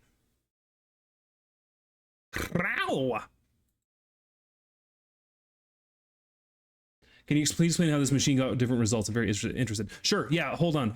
Okay, so where did I put my where did I put it? Where's MS Paint? Here it is, and then I'm gonna move my thing. Okay, let me just come over here. All right, so basically, and then let me get paint up. Just real quick, okay? So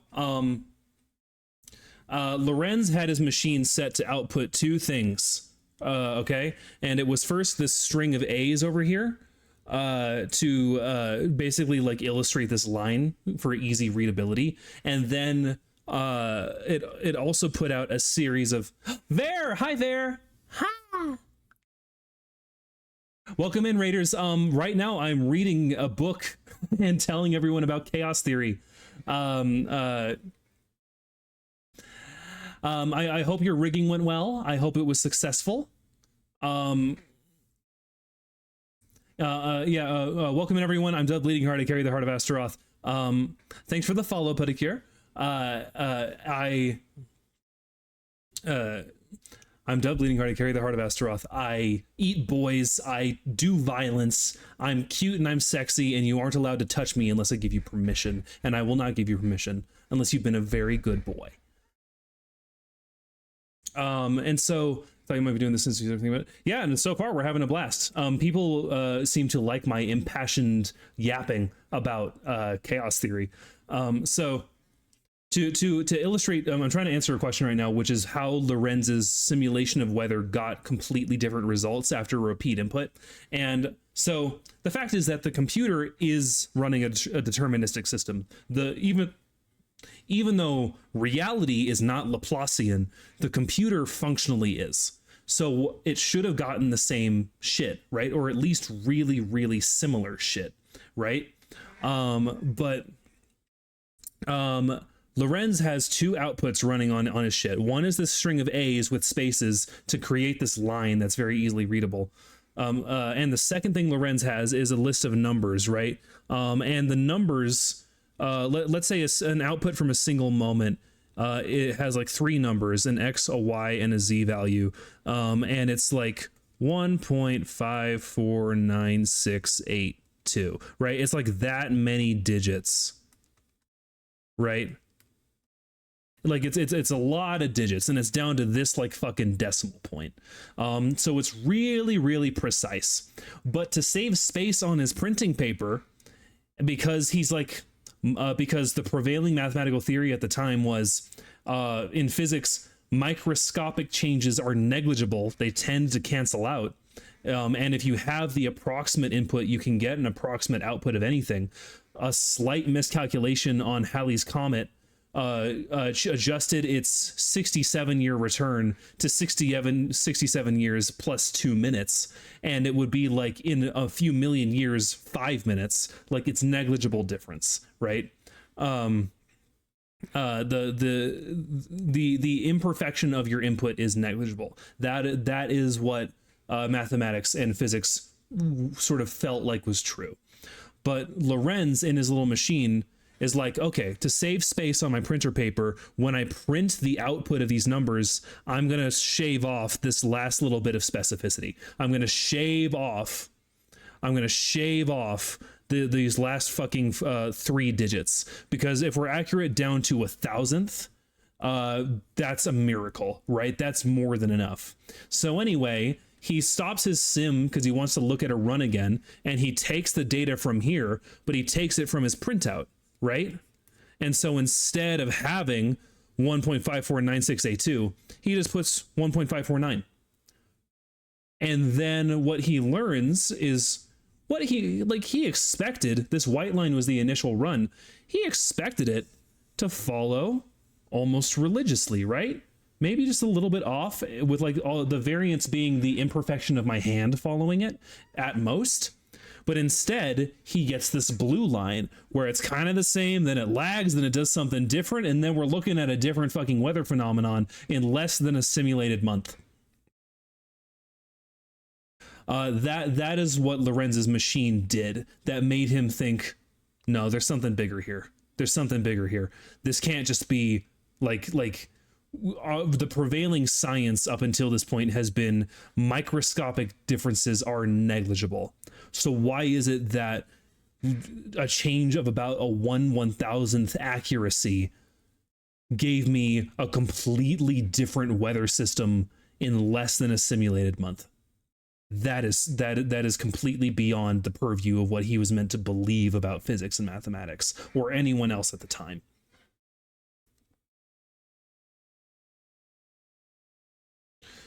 This was the discovery of the butterfly effect. It may seem simple to you, but it is hugely like this. All simple discoveries had to happen somewhere. All right, we like to think of the wheel as a simple machine, but imagine how big dick the dude who invented the wheel must have felt. Right? Imagine how fucking massive cocked the wheel maker must have felt when he's like, ha ha, I can take away all the friction from the loads that we move because I've invented this circle on a stick.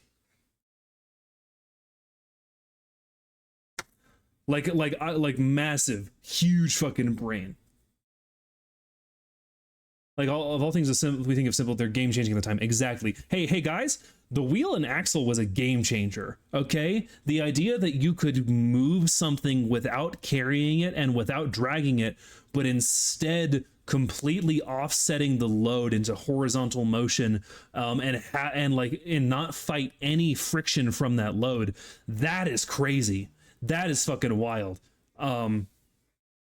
To make traction work with you even instead of against you and moving a load that you couldn't carry. Wow, society has not been the same. But we're getting off topic. So we're going to put away paint for a second. I'm going to recenter myself. I'm going to center myself. Haha. And we're going to get back to Lorenz's next moves after he discovered his machine kind of showed him that weather is a lot more delicate than he thought. The 50s and 60s were years of unreal. Oh no, that's right. We move over to von Neumann and his sort of situation. By the 1980s, a vast and expansive bureaucracy devoted itself to carrying out von Neumann's mission, or at least the prediction part of it. America's premier forecasters operated out of an unadorned cube of a building in suburban Maryland near the Washington Beltway, with a spy's nest of radar and radio antennas on the roof. Their supercomputer ran a model that resembled Lorenz's only in its fundamental spirit. Where the Royal McBee could carry out 60 multiplications each section, the speed of a control data Cyber 205 was measured in megaflops, millions of floating point operations per second. Where Lorenz had been happy with 12 equations, the modern global model calculated systems of 500,000 equations. The model understood the way moisture moved, heat in and out of the air when it condensed and evaporated. The digital winds were shaped by digital mountain ranges. Data poured in hourly from every nation on the globe, from airplanes, satellites, and ships. The National Meteorological Center produced the world's second best forecasts. Maryland mentioned. Fucking docs. The best came out of Reading, England, a small college town an hour's drive from London. The European Center for Medium-Range Weather Forecasts occupied a modest tree-shaded building in a generic United Nations style, modern brick and glass architecture, decorated with gifts from many lands. It was built in the heyday of all European common market spirit, when most of the nations of Western Europe decided to pool their talent and resources in the cause of weather prediction. The Europeans attributed their success to their young rotating staff, no civil service, and their Cray supercomputer, which always seemed to be one model ahead of the American counterpart. Weather forecasting was the beginning, but hardly the end, of the business of using computers to model complex systems. The same techniques served many kinds of physical scientists and social scientists, helping to make predictions about everything from the small-scale fluid flows that concerned propeller designers to the vast financial flows that concerned economists. Indeed, by the 70s and 80s, economic forecasting by computer bore a real resemblance to global weather forecasting. The models would churn through complicated, somewhat arbitrary webs of equations meant to turn measurements of initial conditions, atmospheric pressure or money supply, into a simulation of future trends. The programmers hoped the results were not too grossly distorted by the many unavoidable simplifying assumptions. If a model did anything too obviously bizarre, flooded the Sahara or tripled interest rates, the programmers would revise the equations to bring the output back in line with expectation. In practice, econometric models proved dismally blind to what the future would bring. But many people who should have known better acted as though they believed in the results. Forecasts of economic growth or unemployment were put forward with an implied precision of 2 or 3 decimal places. Governments and financial institutions paid for such predictions and acted on them, perhaps out of necessity or for want of anything better. Presumably they knew such variables as, quote, consumer optimism were not as nicely measurable as, quote, humidity, and that the perfect differential equation has not yet been written for the movement of politics and fashion. But few realized how fragile was the very process of modeling flows on computers, even when the data was reasonably trustworthy and the laws were purely physical, as in weather forecasting. That was a pretty dense passage. So basically what it's saying is, like, even though weather was pretty complicated, people had such a confidence in Laplacian determinism that with a big machine that could run 50,000 equations instead of 12, they felt like they could predict economics when weather still wasn't even that concrete. Computer modeling had indeed succeeded in changing the weather business from an art to a science. The European Center's assessments for suggesting that the world saved billions of dollars each year from predictions that were statistically better than nothing. But beyond 2 or 3 days, the world's best forecasts were speculative, and beyond 6 or 7 days, they were worthless. The butterfly effect was the reason. For small pieces of weather, and to a global forecaster, small can mean thunderstorms and blizzards, any prediction deteriorates rapidly. Errors and uncertainties multiply, cascading upward through a chain of turbulent features, from dust devils and squalls up to continent-sized eddies that only satellites can see. The modern weather models work with a grid of points on the order of 60 miles apart, and even so, some starting data has to be guessed, since ground nations and satellites cannot see everywhere. But suppose the Earth could be covered with sensors spaced 1 foot apart, rising at 1 foot intervals all the way to the top of the atmosphere. Suppose every sensor gives perfectly accurate readings of temperature, pressure, humidity, and any other quantity a meteorologist would want. Precisely at noon, an infinitely powerful computer takes all the data and calculates what will happen at each point at 12:01, then 12:02, then 12:03. The computer will still be unable to predict whether Princeton, New Jersey, will have sun or rain on a day 1 month away. At noon, the spaces between the sensors will hide fluctuations that the computer will not know about, tiny deviations from the average. By 12:01, those fluctuations will already have created small errors 1 foot away. Soon the errors will have multiplied to the 10-foot scale, and so on to the size of the globe. Even for experienced meteorologists, all this runs against intuition.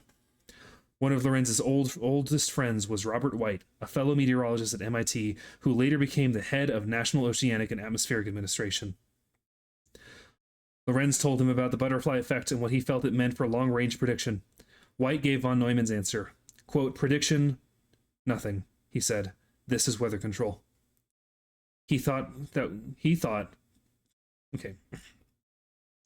His thought was that small modifications, well within human capability, could cause desired large-scale changes.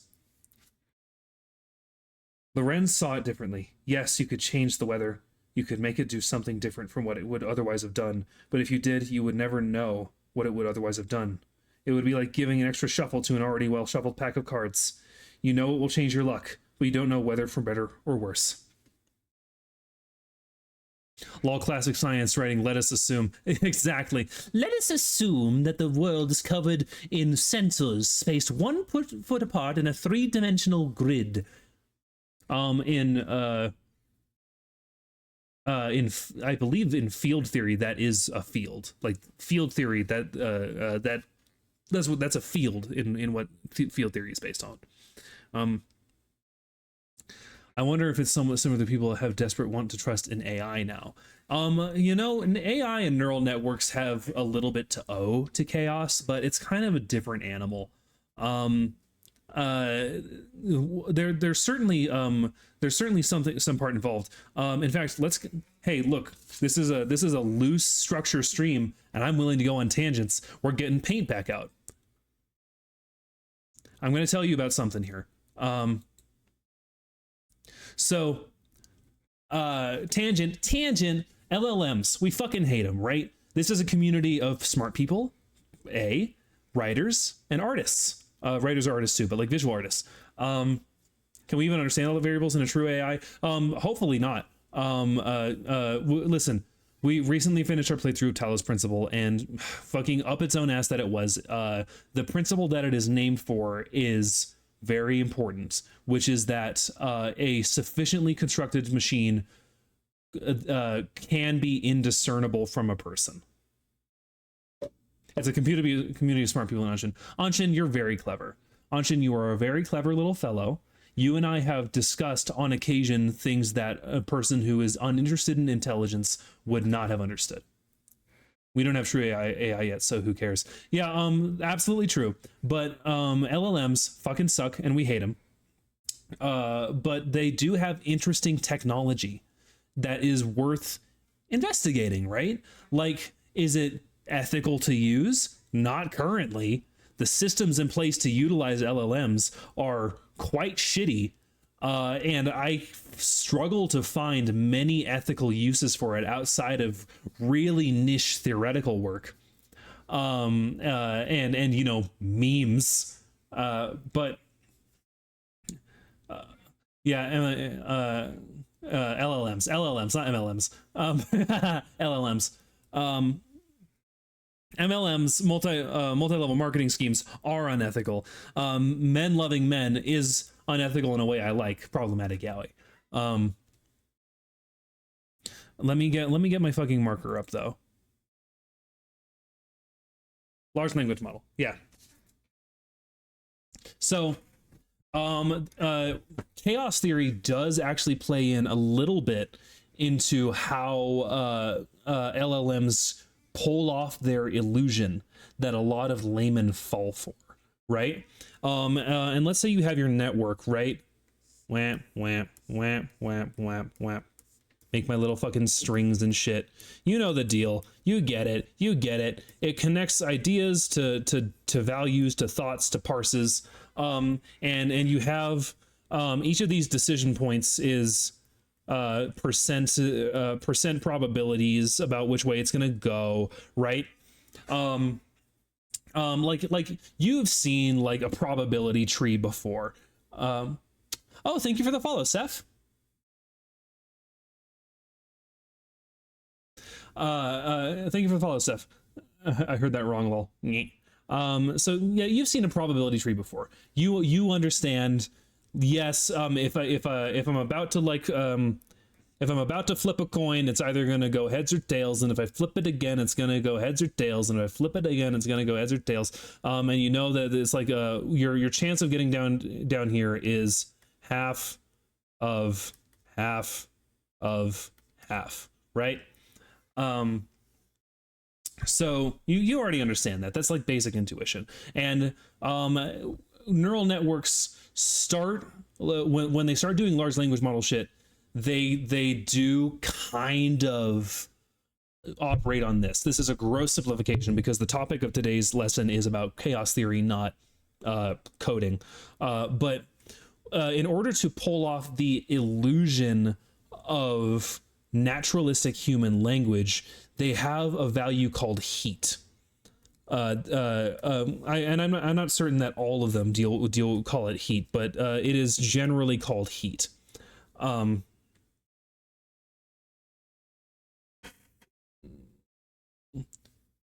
Yeah, what kind of AI we're talking about? Right now, we're talking about shitty AI, shitty current AI that is part of the shittification of everything. Not like sci-fi AI that like is indiscernible from a person and could arguably have rights. All right, we're talking about shitty AI. So let's say you query.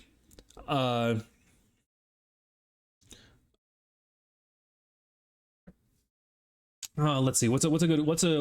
What is a theoretical prompt that would illustrate my point really concisely? Yeah.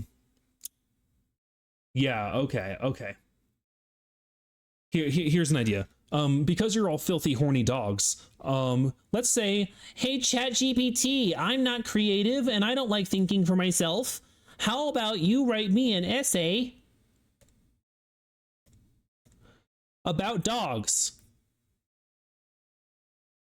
Write an essay about dogs while I sniff my own farts.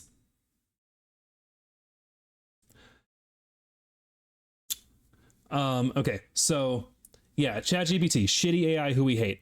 I say, ChatGPT, write me an essay about dogs. I don't care about all the people in the world who have written essays that you're stealing from. I don't care about actually learning anything. I just want to hand something into someone and pretend that I did any work at all. So write me an essay about dogs, right? And so your large language model in ChatGPT is going to start throwing words together, right? It has this database that is full of stolen shit, and it's going to pull info from that.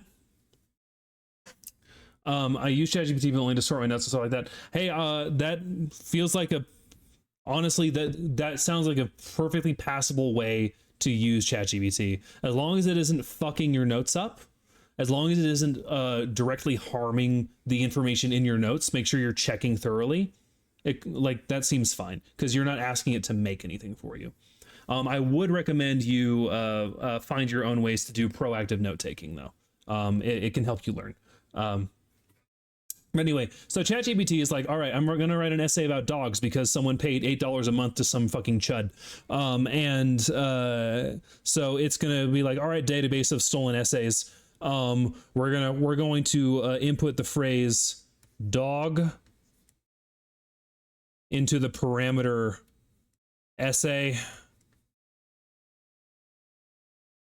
And we're going to output something that is essay shaped. We know what essays kind of look like, and we're going to replace a lot of proper nouns with dogs. We're going to steal some sentences, and we're going to get dog essay. Nice and easy. That's the plan. Here's the problem. There's a secondary goal, which is mimic language that is inherently built in. Right? So this machine is supposed to mimic naturalistic language. And naturalistic, of course, can mean many things, but in this case, we're meaning about like essay format language. But essays are made traditionally by people, traditionally to be read by people. And essays will generally have quality of life traits to their language in order to make them more readable and more digestible. It's like a parrot. It's very much like a parrot. And so it's not going to give you an essay about a dog. It's going to give you a mimicry of what an essay about dogs might look like. And an essay about dogs naturally is going to have the word dog in it a lot. Quite a bit, in fact. But if you were to write a 10-page essay about dogs, you're going to get tired of hearing the word dog. And you're going to think that your readers are also going to get sick of hearing the word dog. I also asked ChatGPT for feedback and stuff. Some responses bullshit, sometimes I find things I didn't notice. Hey, I understand that can be helpful to you. I would highly recommend getting an actual like proofreader or editor, because a real human brain is closer to the target market on anything that you might produce than a machine that doesn't even understand what it's saying. just with love. If you can, try to get a real person to read it, and it's going to be so much more helpful.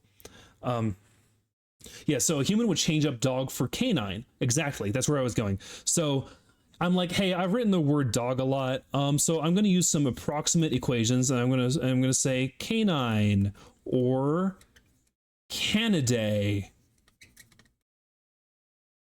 Or if I'm a little bit informal, I'll say man's best friend, right? To keep from being repetitive. And I'm going to hit natural points on not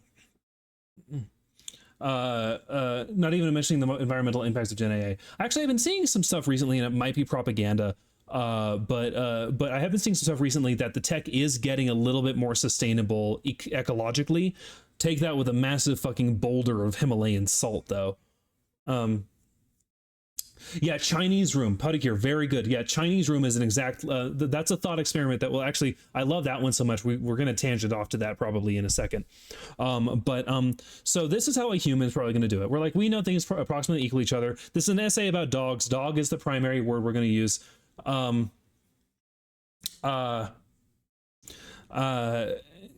occasionally I'll say canine, I'll say canidae, I'll say man's best friend, because I'm writing this for a person to read. And ChatGPT and all of its fucking siblings steal that and put it in there with a bunch of other essays, and it's like, I gotta do the same thing. And so in order to mimic this behavior, we're getting back to chaos theory. Remember, that's the topic of the stream. It applies a heat value, right? Heat, right? Where basically it is a value in contention with commonality, right? I'm losing space, so I don't want to erase everything yet. So these two forces are constantly in flux. And this is how it mimics natural language, right? Dog is the most common word in an essay about dogs, probably most common proper noun. And so when proper noun is about to happen, it's about to say dog. So the word dog gets used. And the next thing it does is that increases the heat associated with the word dog. And then next time it wants to say dog, it increases the heat again.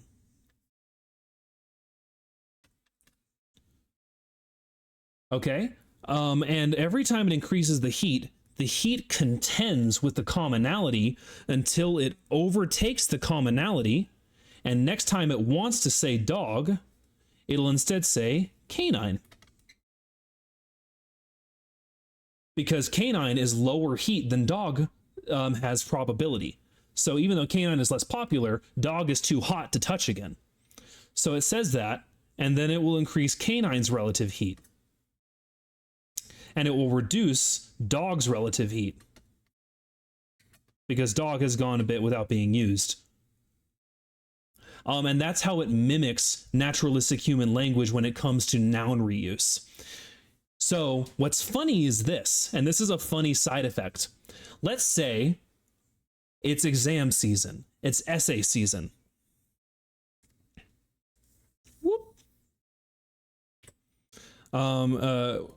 Let's get this back. Okay.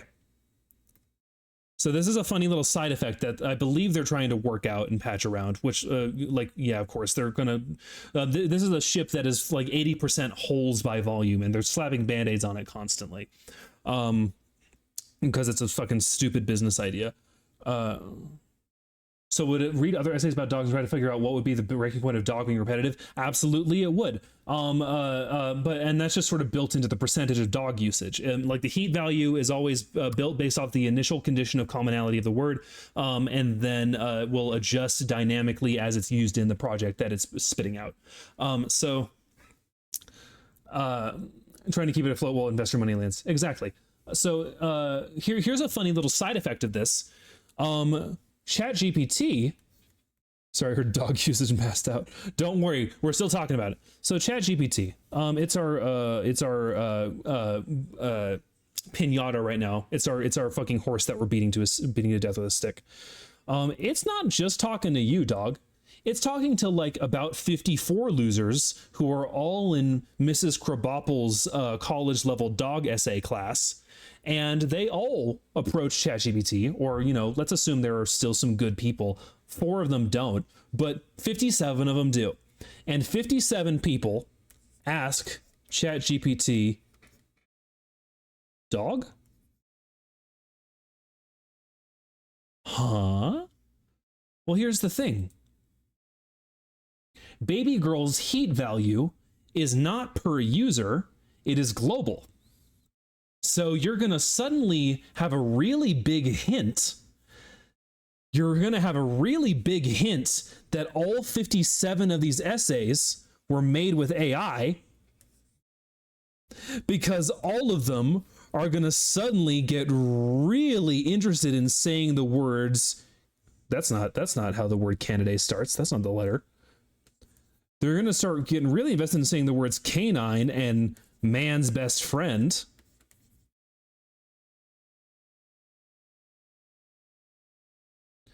And then the people, the 4 students who are honest, who wrote essays, are going to be the ones who are saying dog more than these other rarer words.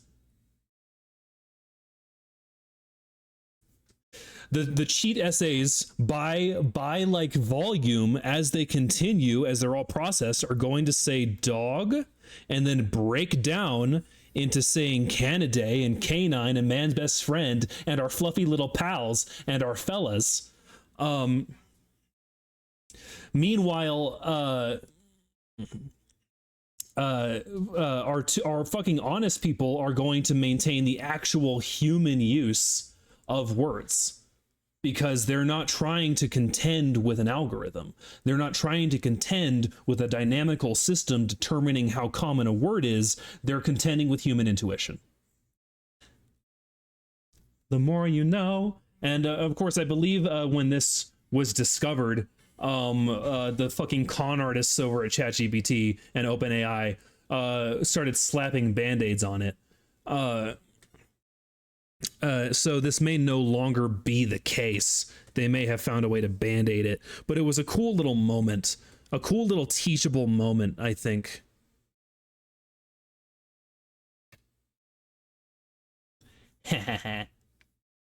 Oh, and we're in an ad break. See you guys in a bit.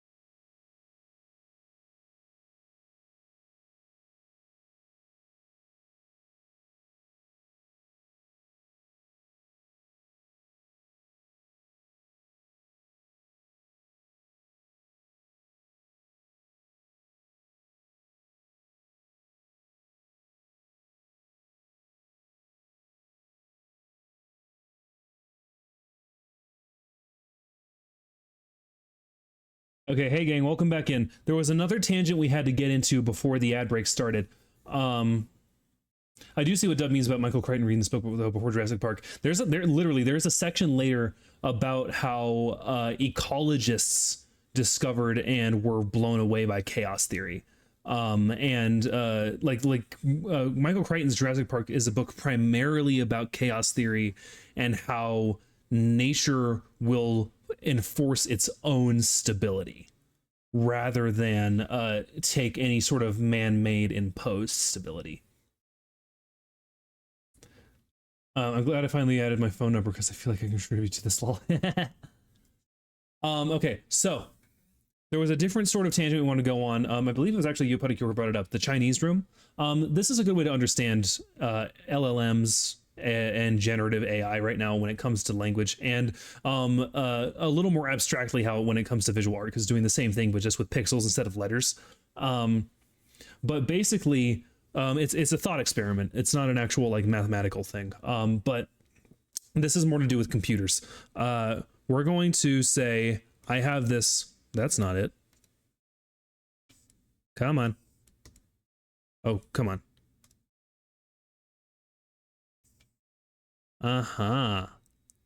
So I have this box, right? I have this machine that's like this big fucking computer tower. And it has this little fucking slot in it. And this is the Chinese box. And I'm like, hey gang, I've invented this machine that understands basic Chinese phrases. You can have a conversation with it. And so we get a Chinese guy to rock up here. He is a native Chinese person. And how do I represent that he's Chinese? I'm gonna put a fucking like red flag up and the draw the, what is it like? Is it like a couple stars here? I think it's like that. I think it's the flag of China. Watch me be culturally uninformed. Hey, look, he's Chinese. So we get the Chinese guy to rock up to the Chinese box, and he says, "God, it's been so long since I've actually taken Mandarin." So bro writes down on some cards, right, and slides into the box. Ni hao. Which is, you know, you good, hello, right? Classic, very formal. And it puts it in there. And then the box does a little calculation and spits out Ni hao ma.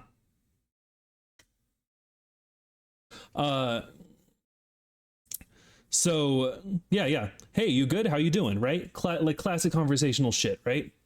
And this goes on. Dude keeps on writing basic phrases, and putting them in the box. Maybe confesses, hey, I like you. And the box is like, 我喜欢你. Sorry to any Chinese speakers in the chat. I don't remember my tones at all from when I took Chinese class in like high school. No, like very basic stuff. I know my numbers. 1 2 3 4 5 6 1 2 3 4 5 6 8 9 10. I know those, but like I didn't learn Chinese. Bro, stop knowing so many languages. I'll fucking do it. I'm gonna see if I actually remember the characters. Hold on. 1 2 3 4. I think it was on top. Ooh.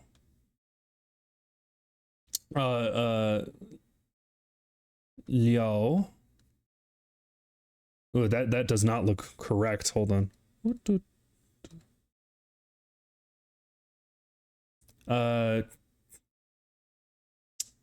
Was this Chu?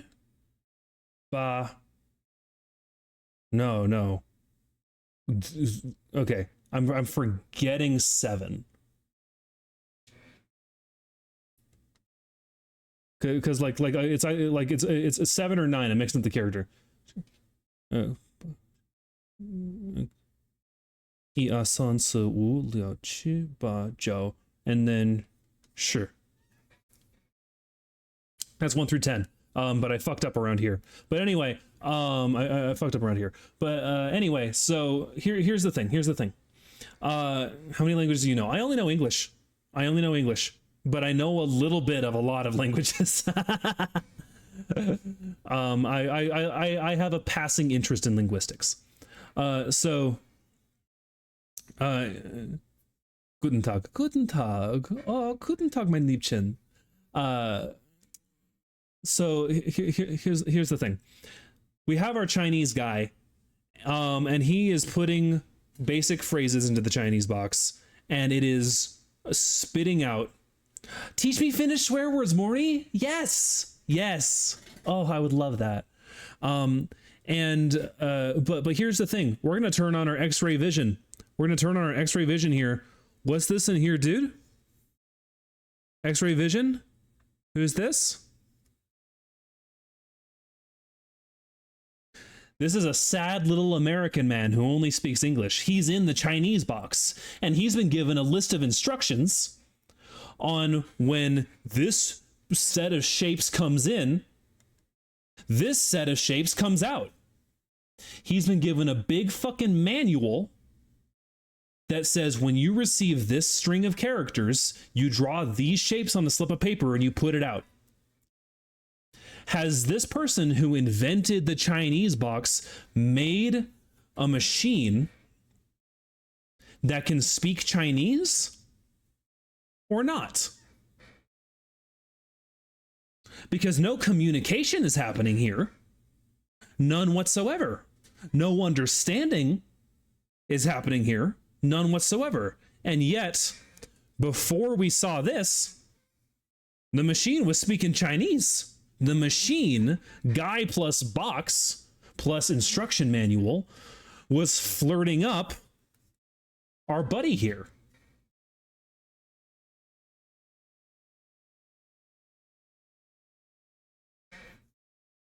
That's the Chinese box thought experiment. Close enough. Welcome back, Mechanical Turk. We love the Mechanical Turk. I love seeing other people experience life horror of getting to know you and discovering you have approximate knowledge of like a dozen languages and make hentai girl noises entirely unconsciously.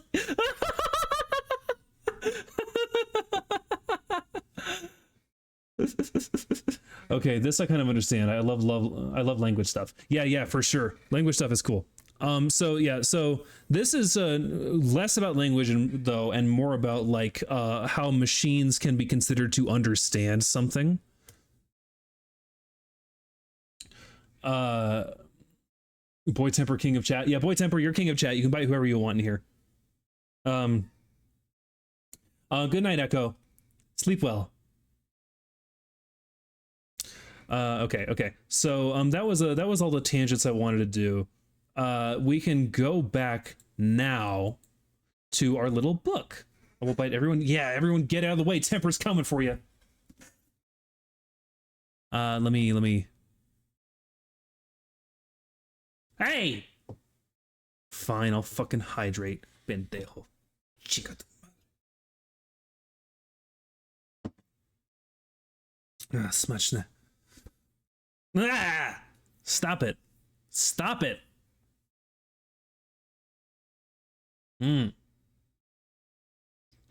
Anyway. No! I will not. No, it's Chupa. It's Chupa. Sorry.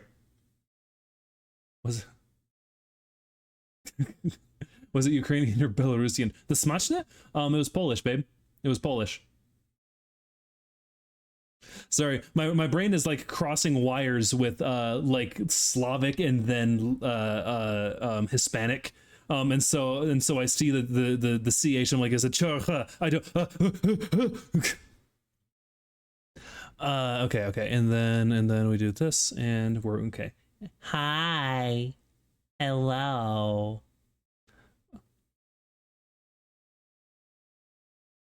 Okay. By the way, my Hispanic nations, to my Latinos, to my Spanish speakers. Did you guys see about that movie Chupa? Did you see about that? Did you see about that movie Chupa? Because like who greenlit that? Right? Oh god, I've not heard of this one. Okay, so it's some cute little fucking movie where like this little white boy makes friends with a baby chupacabra. And it's so cute. It's a cute little critter. Oh my gosh. But so chupacabra means goat sucker. It's a mythological beast that sucks the blood of goats. Cabra, goat, chupa, suck. Chupa is slang for given head. Like that's a blowjob. So some white people greenlit this Spielbergian ass like heartwarming little kid makes friends with a mythical beast movie, but they called it blowjob.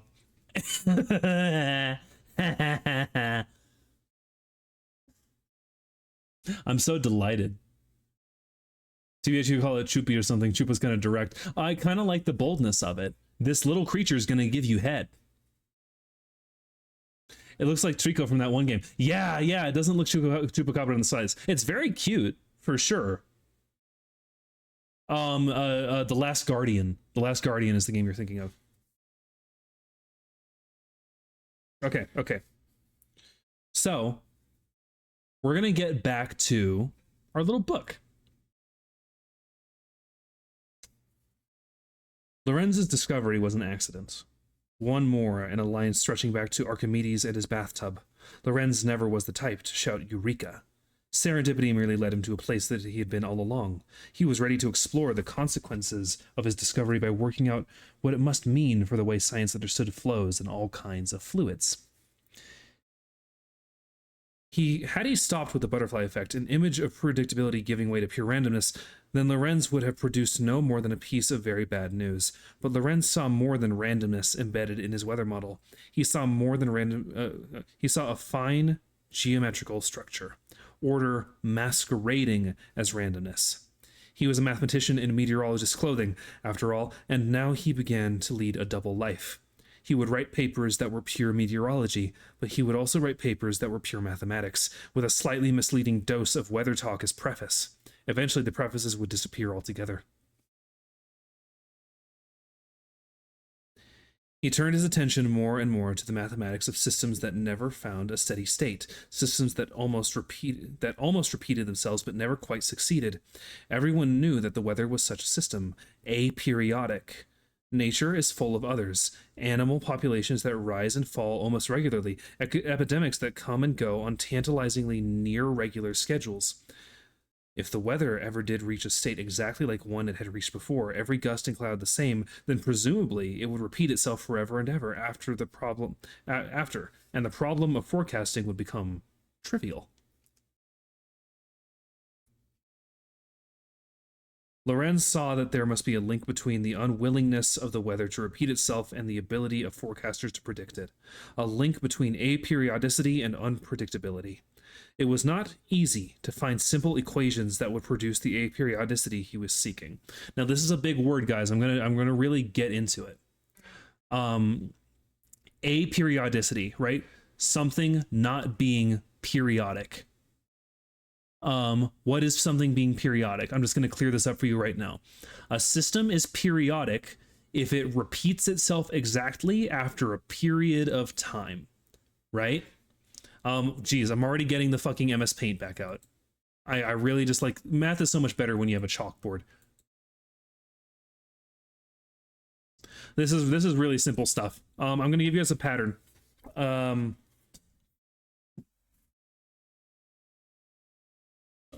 Lock this down so I don't have to look at it. And there we go. Okay, so I'm going to illustrate my point here. Yes, I love when you illustrate your point. Thank you. We're gonna evenly divide our screen again. Oh, come on. Pencil, white line. Thank you, Pirate Software, for the idea of using MS Paint to illustrate my points. I think it actually, it's just so genius. So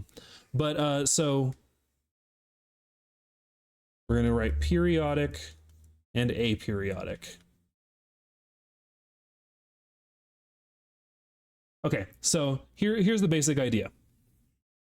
A system is periodic if it repeats over a course, over a set course of time, a period of time. So I'm going to do this. 1, 2, 1, 2, 1, 2, 1, 2, and then I'll put some dots in the back too. Okay, so this is a string of a pattern where you can see a number oscillating between 1 and 2. If we were to put it on a graphical scale and parse it between steps, it would look like a little sine wave, right? So these systems are periodic, right? Because we can actually write, this is one system here, actually it's represented in 2 ways, because we know a few things about it. We know that if one, hold on, no, come on. We can make this cleaner. If one add 1, comma, if 2 subtract 1. Those are the rules we know, okay? This is the system's rules. And then we know its condition. We know we're starting it at 1. Okay? That's all we need. So now we know this. This describes the entire system, and it's periodic because we know that it's always going to do this 1, 2, ... We know it's always going to do this. And what happens after this? It does the same thing. And what happens after that? It does the same thing again. It has a period of 2 integers. It is periodic. If ever the system looks like this again, we know what it's going to look like for the rest of time. And what do you know? It looks like this again immediately afterwards. We know that if we ever reach this state, because of these rules, it's going to do it again and again and again and again. That's a periodic system, plain and simple. We know how it behaves. We know what state it's in. We know that over a set period of time, it's going to become identical to the way it once was and just loop perfectly. Perfect overlap. A system is aperiodic if it never, ever becomes identical to a condition it once had. All right? And so what do we mean by that? Let's look at the Fibonacci. 1, 1, 2, 3, 5, 8, 13, 21, 34. Yeah, okay, I don't have more space. So that's the Fibonacci sequence, right? And the Fibonacci is actually pretty easy. The rule of Fibonacci is n equals the n minus 1 plus n minus 2. That's Fibonacci. What does that mean? Wherever you are, whatever like part of the pattern you're in, what number is it? It's the previous 2 numbers added together. The number before it and the number before that added together is the current number, right? And we start with 1. Where n equals 1. Specifically n1 equals 1, the first number. So I start with 1, and then also because it's necessary for Fibonacci, you kind of have to like the previous number theoretically is 0, so you're adding 0, and that's how you get your second 1. It's fine. So the Fibonacci sequence is beautiful. It's where we get like our golden ratio and stuff like that, but it's also aperiodic because look at this spiral. It's this line is never ever going to intersect itself, right? It's never, ever, ever going to intersect itself. This number is never going to be 21 again. This number is never going to be 34 again. It's aperiodic. We started here. We're never going to get back here. And that's easy to tell because it grows exponentially. And we get the golden ratio and some fun stuff like that. That's not relevant here. But there are also systems that will repeat an input, but not the same rules at the same time. I'm trying to think of an example, but basically I want you to imagine, we're going to go back to Lorenz's weather system actually real fast. His weather simulation, right? So he has his weather line happening, right? And so, hold on, I'm gonna actually have to move my fucking boy a little bit.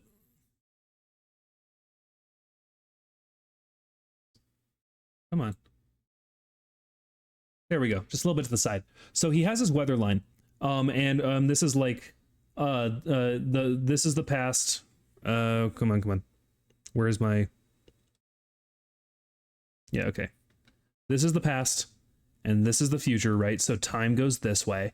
And it's like showing like the left to right is... we'll say that this is the weakness of the wind and this is the strength of the wind. So the more to this way that it goes, the stronger the wind. The more to that way it goes, the weaker the wind.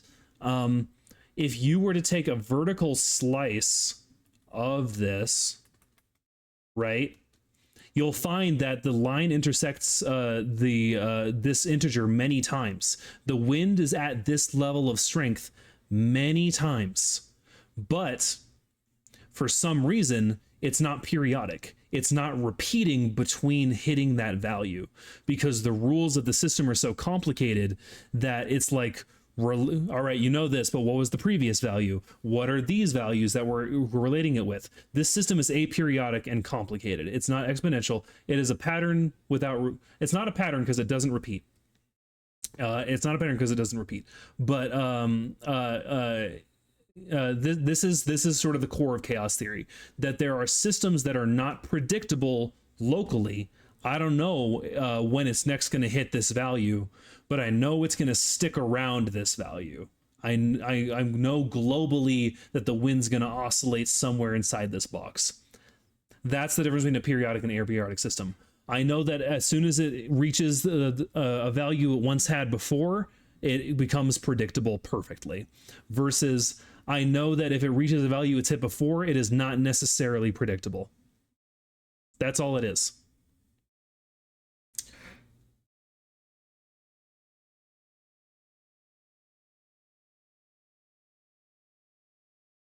Clear out my fucking thing and we'll get right back to reading. I hope that made sense. Huh?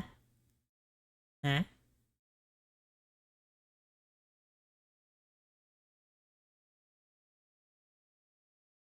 It made sense to me. Good. Okay, let's see here. Get rid of that. Make me the center of attention because that's what matters. I really enjoy the stream. Thank you, Tough. Thank you all for coming in and taking a chance with an experimental stream. I'm happy for this opportunity to nerd out at you losers. Gosh, we're not... There's so much fucking book left. I thought I'd be getting through this faster, but I guess I have a propensity to yap. Okay. Lorenz saw that there must be a link between the unwillingness of the weather to repeat itself and the inability of forecasters to predict it, a link between aperiodicity and unpredictability. It was not easy to find simple equations that would produce aperiodicity he was seeking. At first his computer tended to lock into repetitive cycles, but Lorenz tried different sorts of minor complications, and he finally succeeded when he put in an equation that varied the amount of heating from east to west, corresponding to the real-world variation between the way the sun warms the east coast of North America, for example, and the way it warms the Atlantic Ocean. The repetition disappeared. The butterfly effect was no accident. It was necessary. Suppose small perturbations remained small, he reasoned, instead of cascading upward through the system. Then when the weather came arbitrarily close to a state it had passed through before, it would stay arbitrarily close to the patterns that followed. For practical purposes, the cycles would be predictable, and eventually uninteresting. To produce the rich repertoire of real earthly weather, the beautiful multiplicity of it, you could hardly wish for anything better than a butterfly effect. The butterfly effect acquired a technical name, sensitive dependence on initial conditions. And sensitive dependence on initial conditions was not an altogether new notion. It had a place in folklore. Quote, "For want of a nail, the shoe was lost. For want of a shoe, the horse was lost. For want of a horse, the rider was lost. For want of a battle, the kingdom was lost." In science, as in life, it is well known that a chain of events can have a point of crisis that could magnify small changes, but chaos meant that such points were everywhere. They were pervasive. In systems like the weather, sensitive dependence on initial conditions was an inescapable consequence of the way small scales intertwined with the large. His colleagues were astonished that Lorentz had mimicked both aperiodicity and sensitive dependence on initial conditions in his toy version of the weather. 12 equations, calculated over and over again with ruthless mechanical efficiency. How could such richness, such unpredictability, such chaos arise from such a simple, deterministic system? Lorentz put the weather aside and looked for even simpler ways to produce the complex behavior. He found one in a system of just 3 equations. They were nonlinear, meaning that they express relationships that were not strictly proportional. Linear relationships can be captured with a straight line on a graph. Linear relationships are easy to think about. The more the merrier. Linear equations are solvable, which makes them suitable for textbooks. Linear systems have an important modular virtue. You can take them apart, put them together again, and the pieces add up. Nonlinear systems generally cannot be solved and cannot be added together. In fluid systems and mechanical systems, the nonlinear terms tend to be the features that people want to leave out when they try to get a good, simple understanding. Friction, for example. Without friction, a simple linear equation expresses the amount of energy you need to accelerate a hockey puck.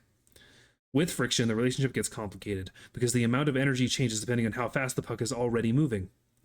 Nonlinearity means that the act of playing at the game has a way of changing the rules. You cannot assign a constant importance to friction because its importance depends on speed. Speed, in turn, depends on friction. That twisted changeability makes nonlinearity hard to calculate, but it also creates rich kinds of behavior that never occur in linear systems. In fluid dynamics, everything boils down to one canonical equation, the Navier-Stokes equation. It is a miracle of brevity, relating a fluid's velocity, pressure, density, and viscosity, but it happens to be nonlinear. So the nature of those relationships often becomes impossible to pin down. Analyzing the behavior of nonlinear equations, like Navier-Stokes equations, is like walking through a maze whose walls rearrange themselves with each step you take.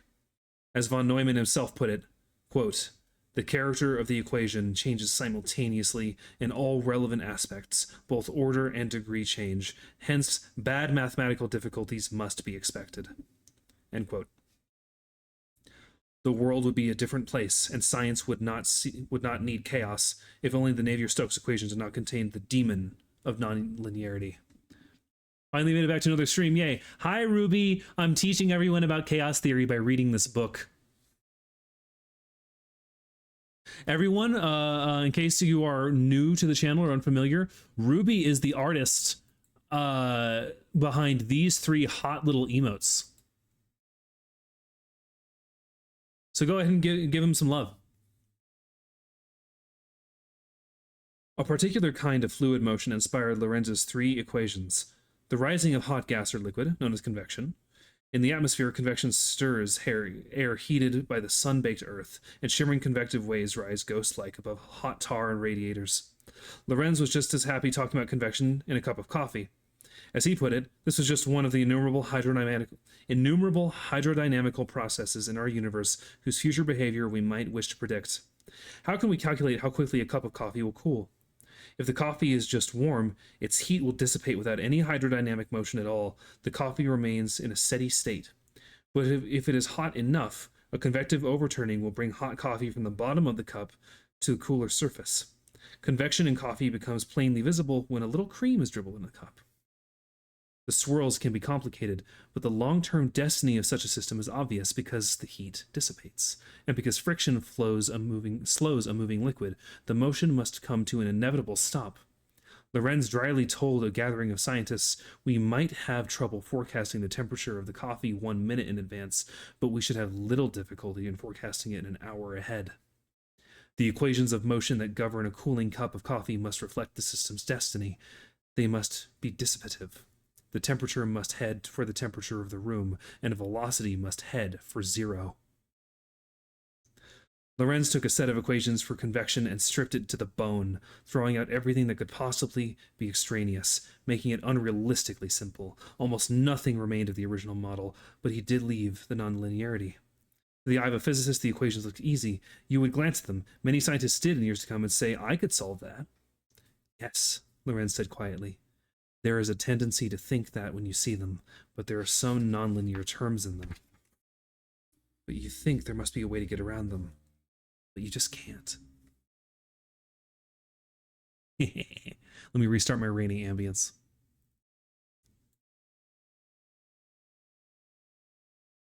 The simplest kind of textbook convection takes place in a cell of fluid, a box with a smooth bottom that can be heated and a smooth top that can be cooled.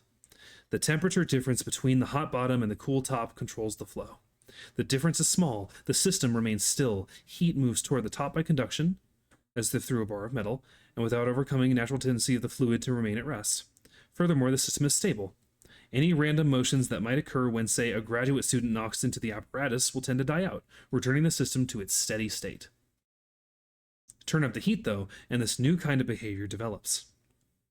As the fluid underneath becomes hot, it expands. As it expands, it becomes less dense. As it becomes less dense, it becomes lighter, enough to overcome friction, and pushes up toward the surface. In a carefully designed box, a cylindrical roll develops, with the hot fluid rising around one side and a cool fluid sinking down around the other. Viewed from the side, this motion makes a continuous circle. Out of the laboratory, too, nature often makes its own convection cells. When the sun heats a desert floor, for example, the rolling air can shape shadowy patterns in the clouds above or the sands below. Turn up the heat even more and the behavior grows more complex. The rolls begin to wobble. Lorenz's pared down equations were far too simple to model that sort of complexity. They abstracted just one feature of real-world convection, the circular motion of hot fluid rising up and around like a Ferris wheel. The equations took into account the velocity of that motion and the transfer of heat. Those physical processes interacted. As any given bit of hot fluid rose around the circle, it would come into contact with cooler fluid and so begin to lose heat. If the circle was moving fast enough, the ball of fluid would not lose all its extra heat by the time it reached the top and started swinging down to the other side. Who fucking threw that? Maury! Why would you do that?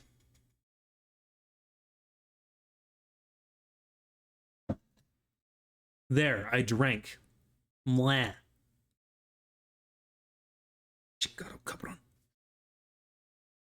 So you'd look up. Oh, ad break. Thank you. God. Thank you, Maury. I'll restart this paragraph afterward then. Hey! Ruby!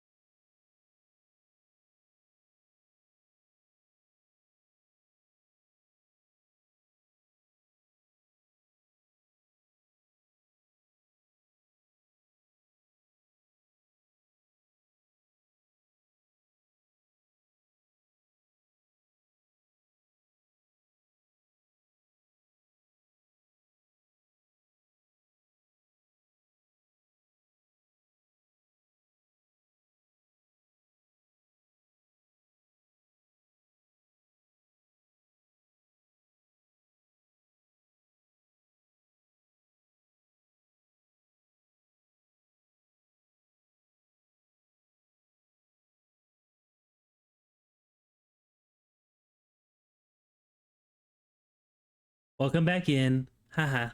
Sorry I got lost and enraptured in the text. I do love my tome of mythical mathematical knowledge, my dark grimoire. Okay. Do you remember, does anyone know about where I was? About where I was when the ad break started? Because I didn't notice. Huh?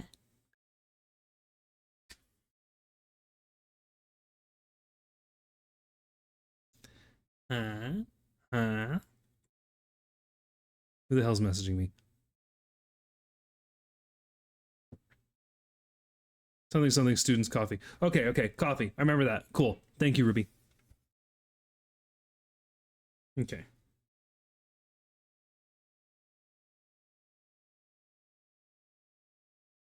Let's see. Where was that? Okay. I don't feel like going back that far. Basically, oh no. Oh no, Breezy. You're making your teacher strip? You're making your math teacher strip? In front of the world and God? Wow. All right, fine. Okay. I'm just gonna peek my VTuber hips over the fucking... Ooh, right there. You thought you were gonna see dove pussy? Idiot?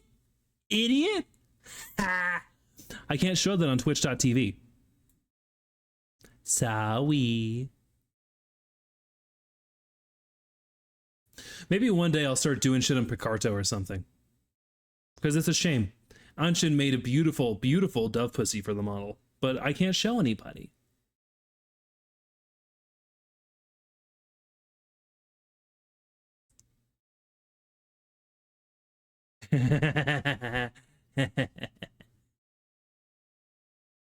Okay. Well, we're going to be nude until the next ad break. Patreon only streams? I don't even have a Patreon, dog. I really should. Okay. So in summary, Lorenz is like, all right, there's something to be found with convection and chaos and butterfly effect stuff in convection, because people are still like, yeah, a complex system is gonna be complex and unpredictable, and Lorenz is like, no. What I'm telling you losers is that a system can be really fucking simple and be unpredictable. That's what Lorenz is out to prove. And so he starts making this pared down simulation of convection, and it's going to be called the water wheel experiment. And as soon as I'm done reading this passage to you, I'm going to get out the MS Paint and start illustrating. Okay.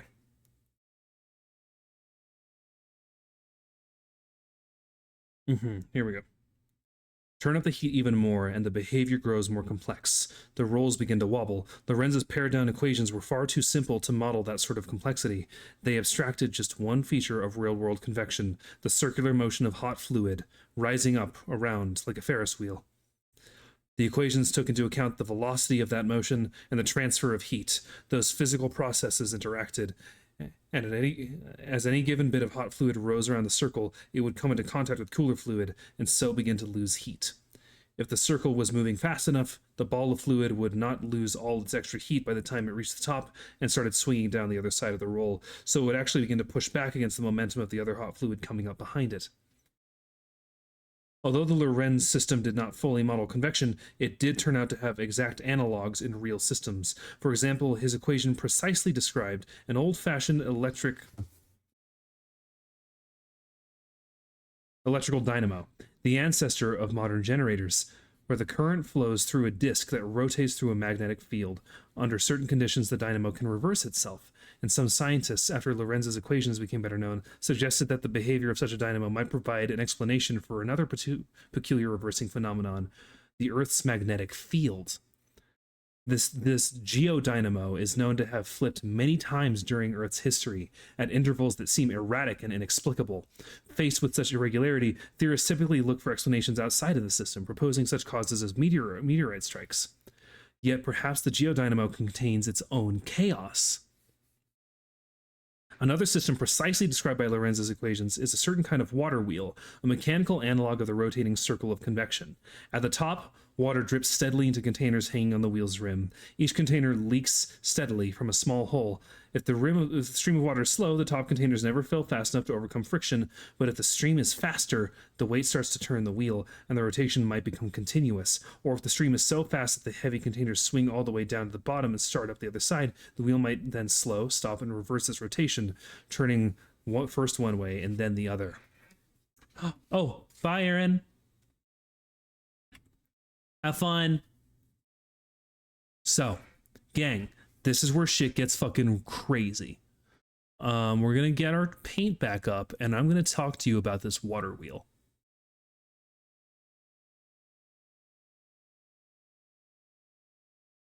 Make sure I move this carefully such that no one sees the puss. Haha. No fun allowed here. So, Lorenz's water wheel is the fucking the straw that broke the camel's gat. The straw that broke the camel's gat. Okay, so here's the shit. All right, we have in white a circle, and then along it, Control C, and we're gonna go for and we're gonna undo. We're gonna Control V. Doesn't work. Okay, fine. I'll just draw them manually. Uh-huh.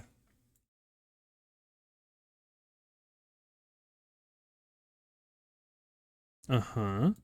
Uh-huh. Uh-huh. And then some on the corners too. Right? Nice and easy. Nice and easy. A little big, but that's okay. Now we select Control C, Control V. We're going to make a couple copies. Nice and easy. Nice and easy. Did you just wink at us? Maybe? Maybe? Is that a problem? Uh-huh. You don't like when a cute little vampire boy winks at you? Huh? Huh? What? Hello? You don't like when I tell you about math? You don't like that I'm winking at you and telling you about mathematics? Hello? No, don't get me wrong, my liege. Okay. So, here's the shit. We have this water wheel, right? Think of it as like a Ferris wheel. And each of these little squares are little cups with a small hole in the bottom, right? And so we start filling water into the top, right? We turn on a faucet above it, right? And it starts filling this cup up. Starts filling it. And eventually it's going to get heavy enough because the faucet is filling faster than the water is dripping. Eventually it's going to get heavy enough that this is going to start moving. It's going to tip one way or the other, right? And it's going to start going a little slowly until it whoop flips, right? And so because this is going to be applying some downward force, and eventually that it's unstable enough that's going to flip one way, and it's going to start bringing these other containers up to the water stream, right? So that's how this situation begins. And if you were a proper little physicist, you would think that you're going to end up with a system like this, right? where we have this counterclockwise, because that's where we are deciding it fell in this instance. You have this counterclockwise chirality, and it's filling all these little cups, and they're adding momentum, and eventually it's just going to start spinning this way, right? But here's the fucking problem. Over time, this speed is going to build so much that by the time the cups get to this sort of upswing, they're not empty yet. They're not empty yet. And so they're starting to put a little bit of counter force with their own weight, and the wheel starts pushing against itself. And its speed starts to vary until eventually it swings. At a certain point, it straight up flips. And suddenly, we're going the other way.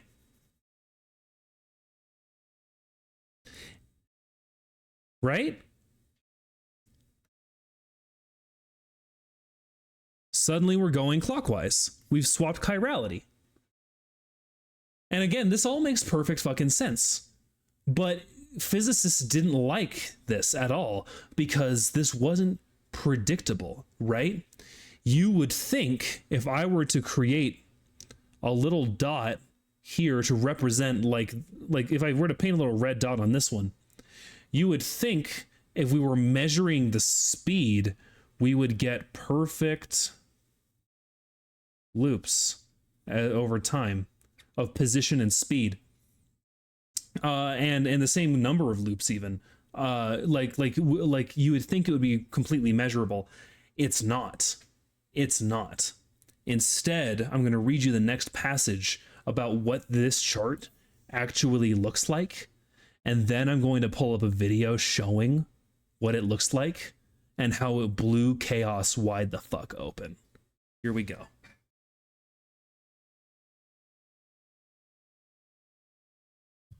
So this is the Lorenzian water wheel. The first famous chaotic system discovered by Edward Lorenz corresponds exactly to a mechanical device, the water wheel. This simple device proves capable of surprisingly complicated behavior. The rotation of the water wheel shares some of the properties of the rotating cylinders of fluid in the process of convection. The water wheel is like a slice through the cylinder. Both systems are driven steadily by water or by heat, and both dissipate energy. The fluid loses heat, the buckets lose water. In both systems, the long-term behavior depends on how hard the driving energy is. Water pours in from the top at a steady rate. If the flow of water in the water wheel is slow, the top bucket never fills up with enough to overcome friction, and the wheel never starts turning. If the flow is faster, the weight on top bucket sets the wheel in motion. The water wheel can settle into rotation that continues at a steady rate. Oh, hi, Catboy Dolphin. Hello. But if the flow is faster still, the spin can become chaotic because of nonlinear effects built into the system. As buckets pass under the flowing water, how much they fill depends on the speed of the spin. If the wheel is spinning rapidly, the buckets will have little time to fill up. Also, if the wheel is spinning rapidly, buckets can start up the other side before they have time to empty. As a result, heavy buckets on the side of moving upward can cause the spin to slow down and then reverse. In fact, Lorenz discovered over long periods, the spin can reverse itself many times, never settling down to a steady rate and never repeating itself in a predictable pattern.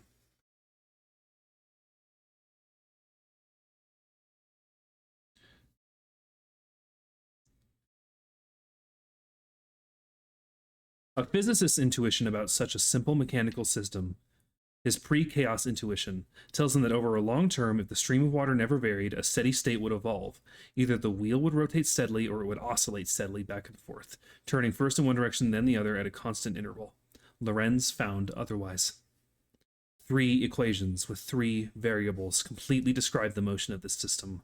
Lorenz's computer printed out the changing values within 3 variables: 0, 10, 0, 4, 12, 0, 9, 20, 0, 16, 36, 2, 30, 66, 7, 54, 115, 24, 93, 192, 74.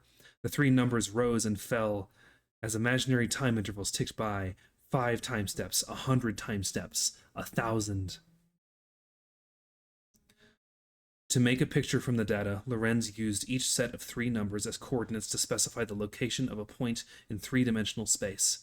Thus, the sequence of numbers produced a sequence of points tracing a continuous path, a record of the system's behavior.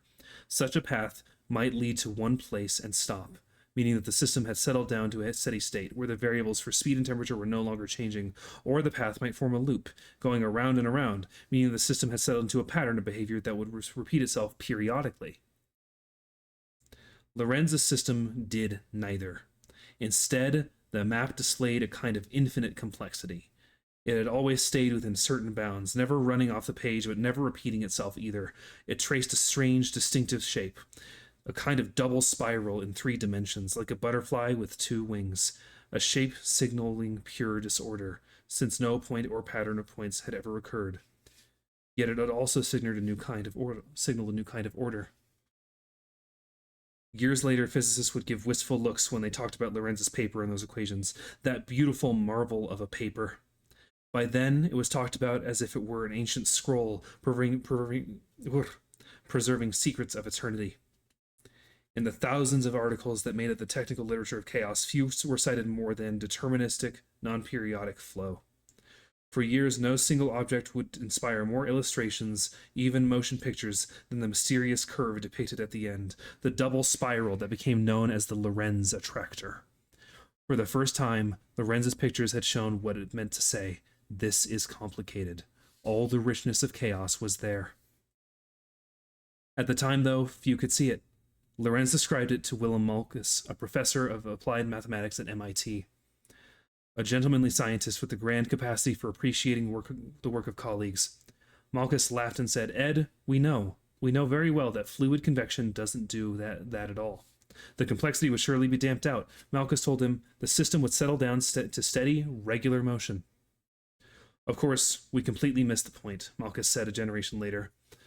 Years after he had built a real Lorentzian water wheel in his basement laboratory to show non-believers, Ed wasn't thinking in terms of our physics at all. He was thinking in terms of some sort of generalized or abstracted model which exhibited behavior that he intuitively felt was characteristic of some aspects of the external world.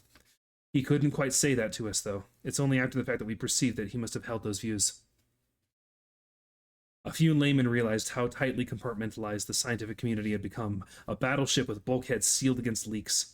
Biologists had had enough to read without keeping up with the mathematics literature, and for that matter, molecular biologists had enough to read without keeping up with population biology. Physicists had better ways to spend their time than sifting through the meteorology journals. Some mathematicians would have been excited to see Lorenz's discovery. Within a decade, physicists, astronomers, and biologists were seeking something just like it, and sometimes rediscovering it for themselves. But Lorenz was a meteorologist, and no one thought to look for chaos on page 130 of volume 20 of the Journal of Atmospheric Sciences. The next chapter will be called Revolution. So, this is what it's all been coming to. This is what it's all been emerging to. Chaos theory, butterfly effect, Lorenz's 12 equation weather system, and then eventually his 3 equation water wheel that I have illustrated here. It all boils down to one final beautiful image. Hello, Hound. I'm making a dramatic point right now. And yes, I am naked while it happens.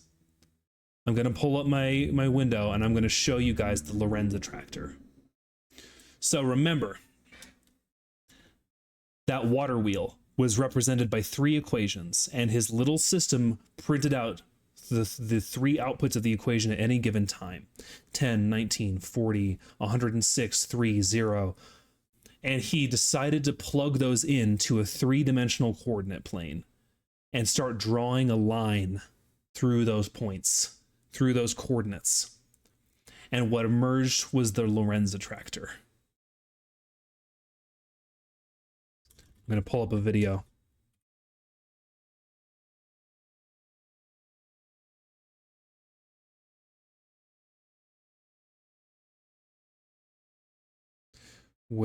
What's a good one? Here we go. So, full screen that. Get my window capture. Put it above MS Paint. And I'm going to move myself out of the way a little bit. I can. Christ. Oh, there we go. Aha. Here we go, gang. Look at this shit. So we have a three-dimensional space. The water wheel starts spinning up faster and faster and faster. And it starts getting a little bit more energized, a little bit more chaotic, and then it flips. It flips. And it starts flipping randomly, unpredictably. We don't know when it's going to flip. And you see, it is aperiodic. It is an aperiodic system. This line is never going to become parallel to itself, ever. You can give it eternity, and it's never going to get perfectly parallel to itself. But the wheel is going to flip. It's never going to get out of these boundaries that it's illustrating now, and it's never going to stop. It'll never repeat. This is chaos theory. This is emergent order, the local unpredictability and the global predictability. That's the Lorenz attractor. Ooh, it's autoplaying to some other shit.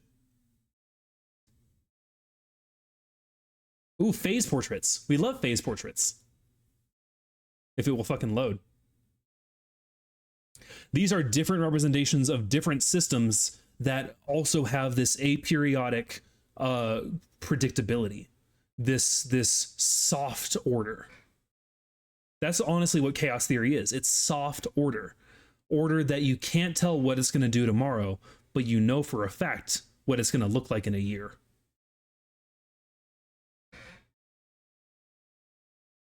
Absolutely gorgeous representations of things. So, over the course of about 3.5 hours, we've gotten through 2 chapters of Chaos by James Gleick. I think I am ready to wind down with something mind-numbing, but also I'm ready to just talk about random shit. Are there any questions for me from the class that I can illustrate on MS Paint or go on a tangent with? Or other questions about different mathematical concepts? I could start bitching about topology. Topology is great. We love topology. Excited for the second lesson? Now that is another question. Hey guys, was this fun enough that you'd want me to just like occasionally crack open a book and read to you guys as like a consistent stream thing?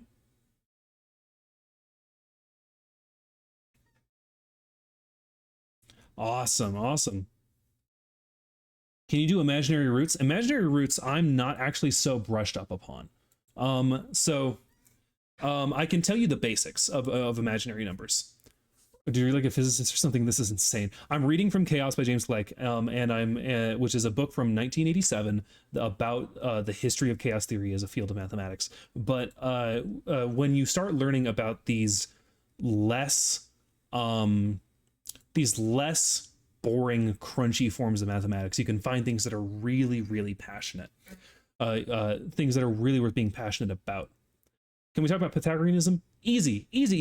Yeah. So first, Hound requested what information I have on imaginary roots, and this is minimal. But it's not my forte. It's not my main field of interest. But I can illustrate this for you. So just the core concept of like what they are. An imaginary root is basically as follows, right? If you have a positive integer, let's call it 1, and you multiply it by a positive integer, you get 1. By a positive integer, 1 times 1, both positive, you get a positive integer, right? And as you know, if you take a negative integer and multiply it by a negative integer, you get a positive integer. And then if you mix and match a negative times a positive, or a positive times a negative, because that's just the same thing, that's where you get negatives, right? So in summary of this very basic mathematical concept, and it doesn't have to be an integer, but a value, just any value, we can summarize this down to when you're multiplying,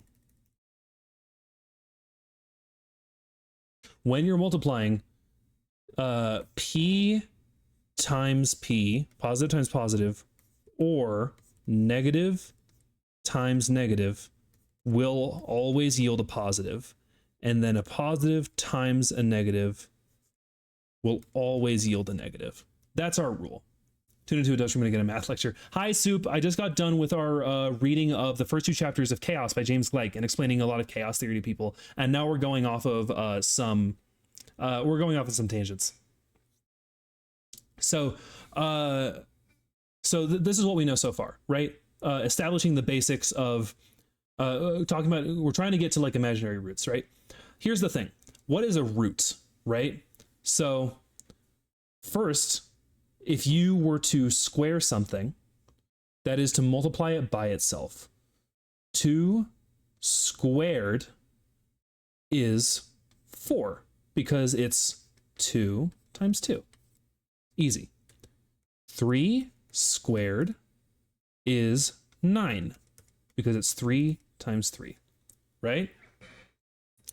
And likewise, going on a bit here, if we do look at a different exponent, 2 cubed, or 8, is 8, because it's 2 by 2 by 2. Basic mathematical review, right? Well, I can't tell you what pathology is, but I can tell you what is different from topography. That is true. I'll get to topology in a second. I love topology, but like this is a really fast explain on what I know about imaginary roots. So this is like a basic idea, right? Of like, you know how an exponent works, and you know what happens with like these positives and negatives. So here's the situation. Here's the rub. Roots are the inverse functionality of that squaring and cubing situation. When you multiply something by an exponent, you're going one way. And if you are going backwards, you're finding the root. So for example, if I'm trying to find, if I can write in the correct color, if I'm trying to find the square root of 9, I am finding out what number squared will equal 9. And we've already determined that that's 3. 3 is the square root of 9. That's what we've determined. Nice and easy, pal. Here's a problem. Hey, gang. What's the square root of -1? Hey, gang. What is it? What times itself can yield a negative value? Nothing. Not possible, idiots. Close, Anchin, close. No, not fucking possible. So, it's literally doesn't fucking happen. But here's the thing. Sometimes when you're doing high level mathematics, you're working with negative numbers and you need to find out what the square root of -6,574 is, or some shit like that, right? So, like the fact is, you know that this is not a possible number, but it's the only way to solve your equation. You need this as like a step in what you're doing. So instead, you're like, well, let's just imagine this is a number. This is the imaginary number. It's I. Gotta go now. Thank you for the epic stream. Bye, Anshin. Thank you for stopping in. So this is what imaginary roots are. The imaginary root is, and usually it's written as a lowercase letter I for imaginary. We're pretending the square root of -1 is a number. So I, a mathematician, need to solve a problem, and what I need to find out is the square root of -309. What do? I can't figure this shit out, but we're going to use a little placeholder and say 309i. That's it. That's the basics of imaginary roots. It is a placeholder number for getting past a roadblock with something that should be impossible. And hopefully by the end of your equation, you have undone whatever you needed to do to make this a negative root to begin with, and gotten this back into the realm of real numbers. That's it. So like a pretty basic bare bones explanation. The horror of imaginary numbers is the actual practical applications of them. They're listen, I speak so bold and so confidently about like chaos theory and topology stuff. I am scared of the shit that uses imaginary numbers. Not fun. Everyone has their math poison, and mine includes that. So Hound, that answers your question about imaginary. Consider this entire stream a free wisdom redeem. Let me take a sip of my. Okay, now we get to talk about topology. Topology is a field of mathematics for idiots. No one likes topologists. They all fucking suck. Okay? And you want to know how a topologist is fucking stupid, okay? Here's how a topologist is fucking stupid. Corporate wants you to find the difference between these three images.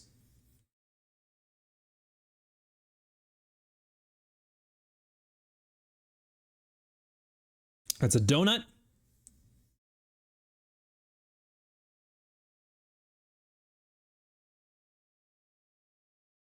There's a mug.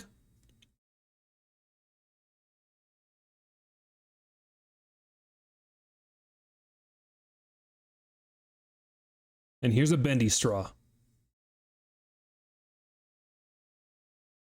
Apparently there's a grape stuck in it. Okay? Corporate wants you to find the difference between these three objects. They're the same object. They're identical. Identical. Fucking Gucci Twinsburg identical. So it's like, is there a one hole or two thing? Yes, exactly. Topology is a field of theoretical mathematics that concerns itself with the traits that objects have that are immutable when you squash them and stretch them. Imagine this mug is made of clay. I could deform it into a donut. I could deform it into a straw, because the hole in the handle becomes the donut hole. The hole in the handle becomes the fucking tube of the straw. They are identical to a topologist. And an ad break is starting. See you in a bit. Chew on that.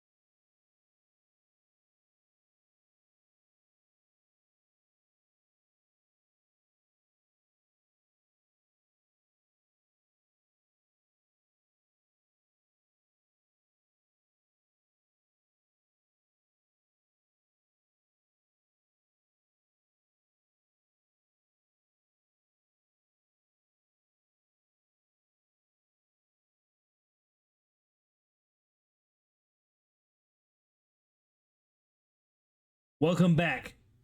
Now, Dove, why did you put creepy clowns on for break?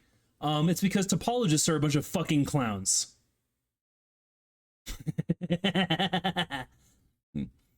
Technically, a human is already a whole since mouth connects to ass. Hey, fun fact: did you know that all life on this planet can actually be sorted into two categories? All animal life can be sorted into two categories, and it is whether their mouth developed first in utero or their anus, or in the egg. Um, like, and humans are in the anus category. The oldest part of your body is your anus, and that's not like a joke. That's not me like making a joke about the planet Uranus or anything like that. It's just a literal true fact about the human body. It is the first part of you that developed.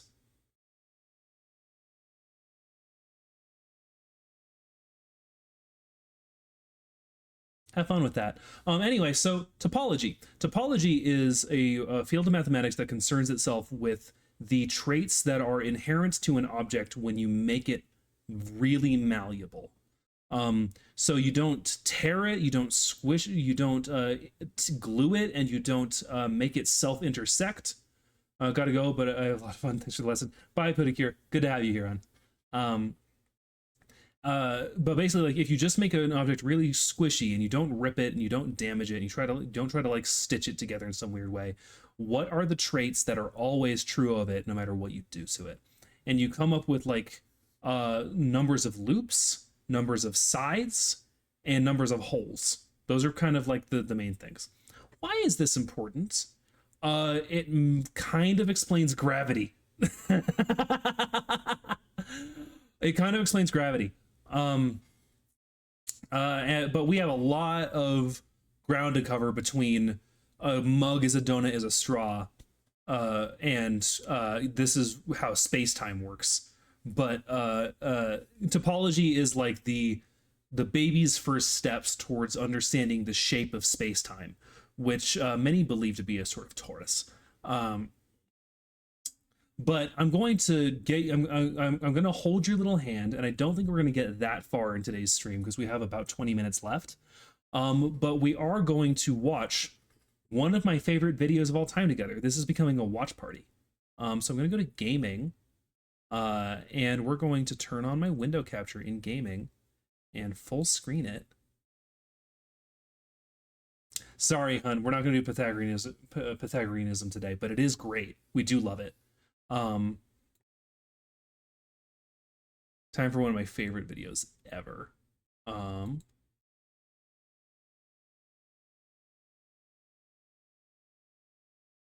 Haha.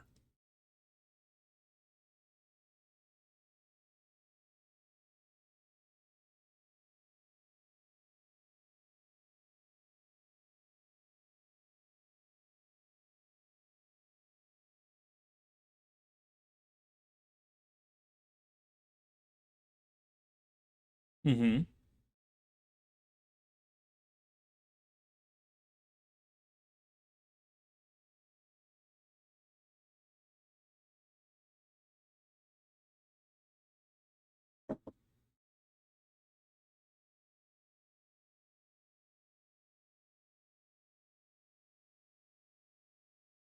Uh-huh.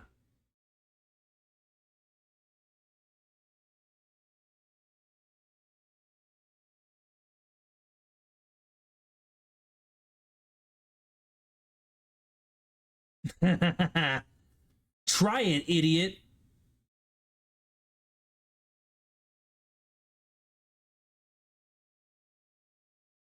You mustn't.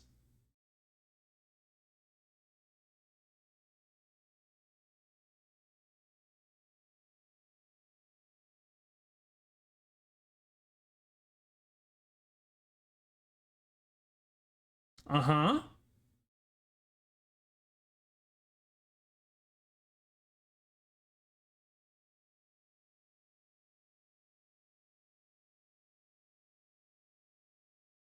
What?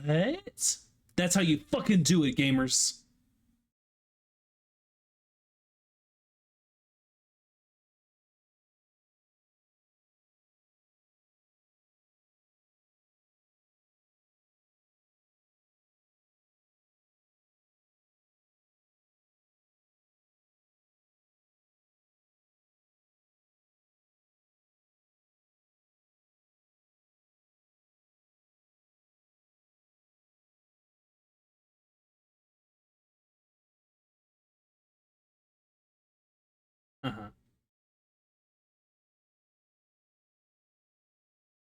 This is the parody video, isn't it?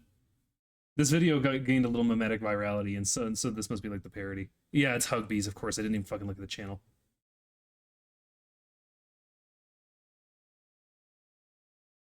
Hugbees is funny. Hugbees made me cry one time. He was so funny. Um, oh geez, I don't even remember what the bit was, but one time I was watching one of his how it's made videos, and like he just dropped a line that made me laugh so hard that I couldn't breathe, and I fell to the floor crying. I don't even remember what fucking line it was. It was that funny.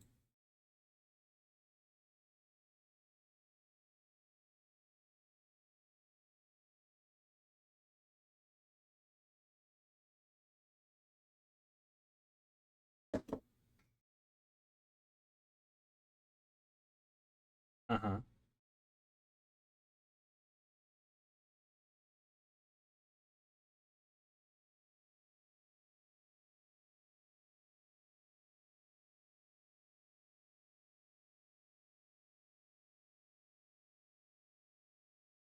Uh huh.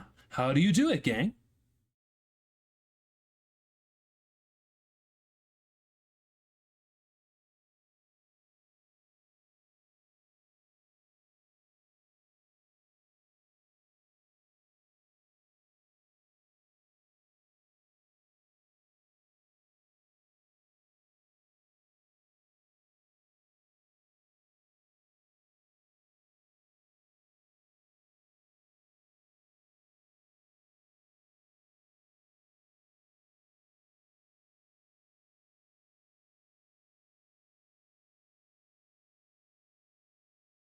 But it's not.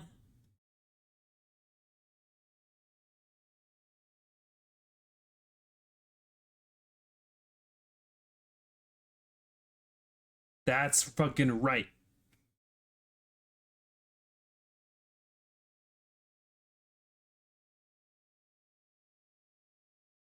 Mm-hmm.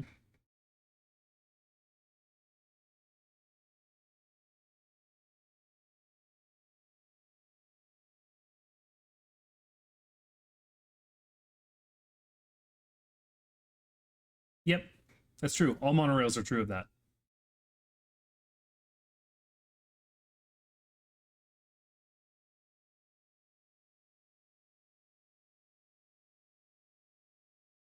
Uh huh.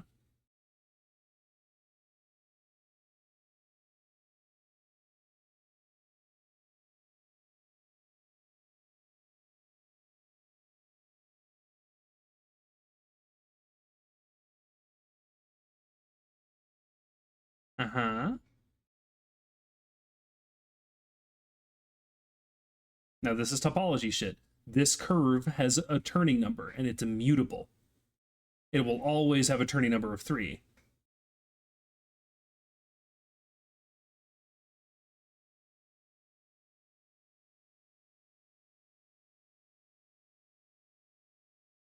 Uh huh.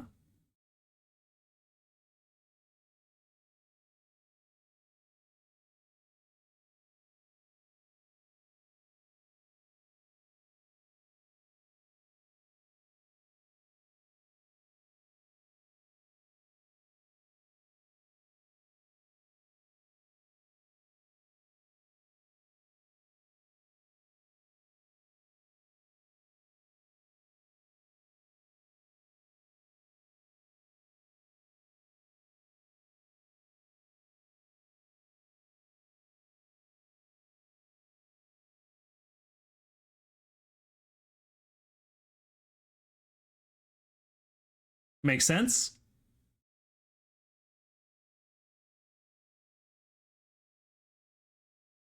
Nice and easy.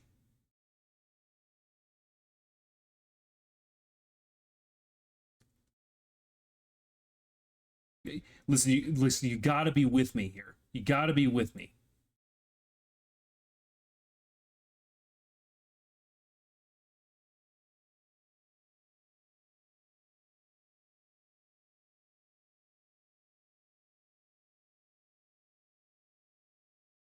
Uh huh. If you insist. These two, by the way, are about to fuck.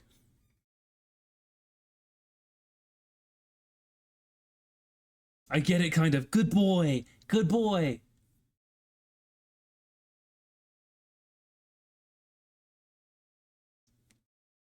See, in a complete loop, they're always going to come off on pairs.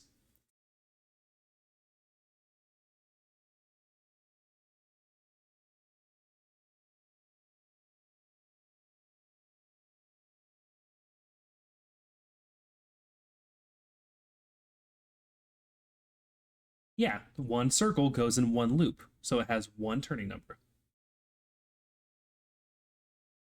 Mm-hmm. So it's the same circle, but inside out, backwards.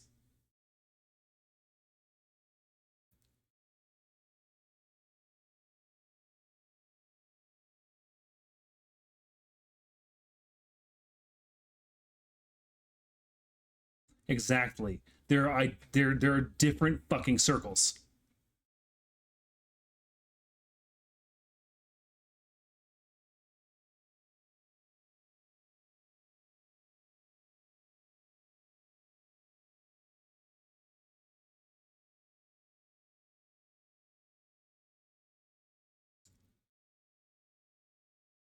Look at this fucking delicious lump.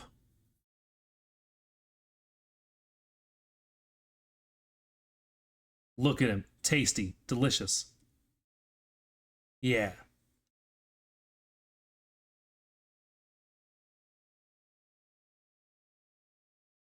Uh-huh.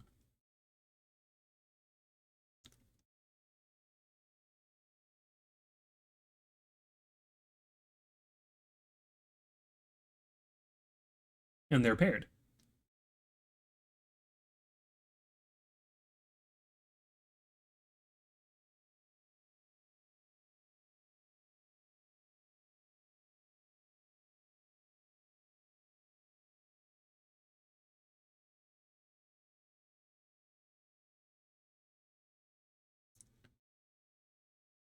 Mm-hmm.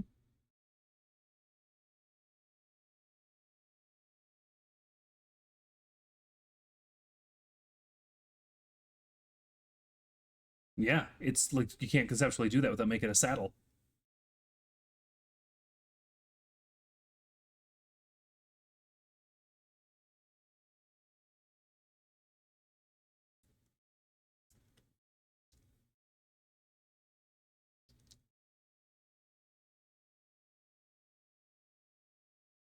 Was it a good chair? That would have been cozy.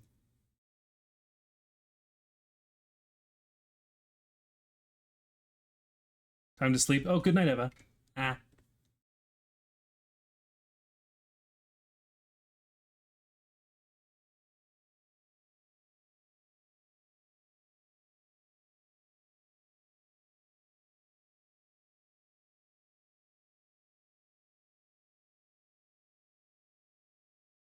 Hee hee.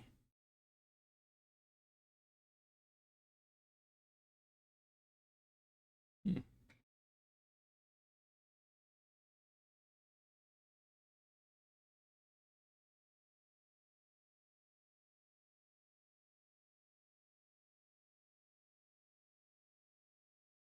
Uh-huh. You're so smart. You're gonna post this on YouTube, stream on YouTube much later. Yeah, yeah, I probably am.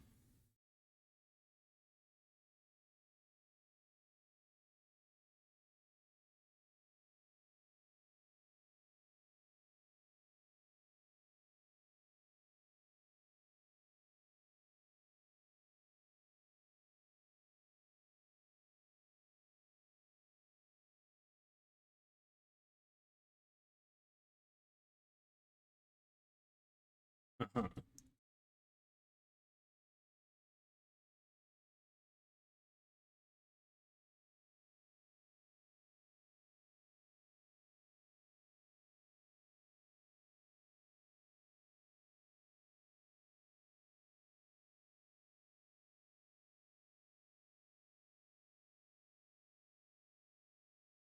Here you go.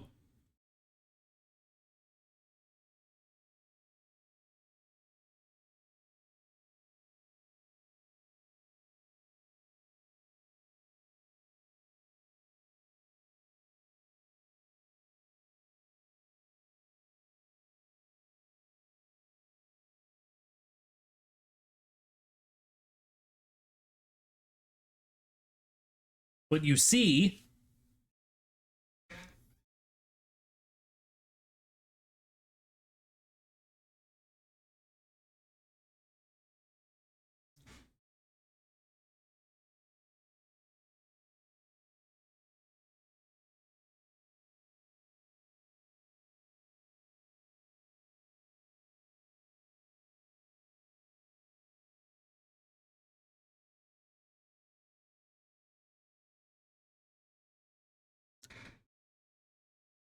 welcome back, Aaron. I'm teaching them about topology.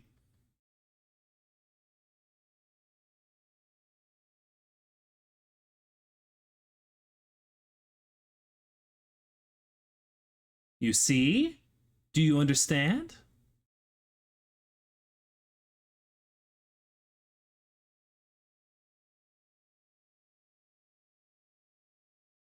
Ha ha!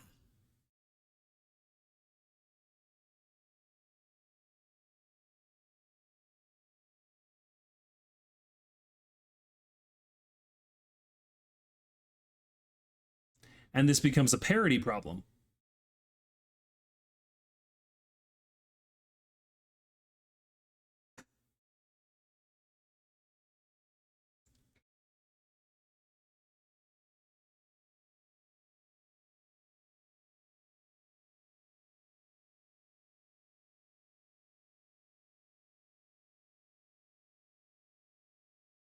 Hee hee hee.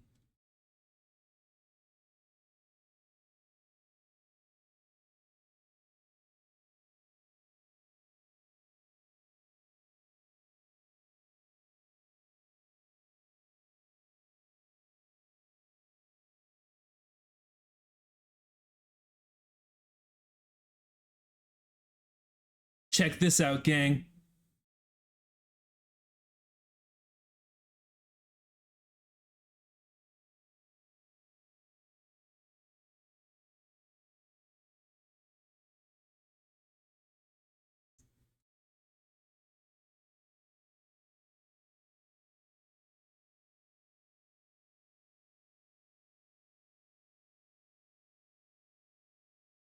Then you twist.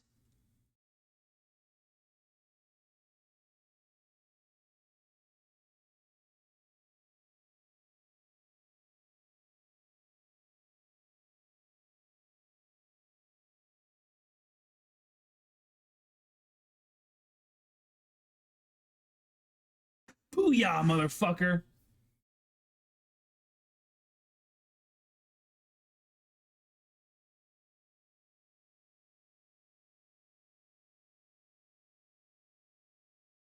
And now just do that with the whole fucking thing.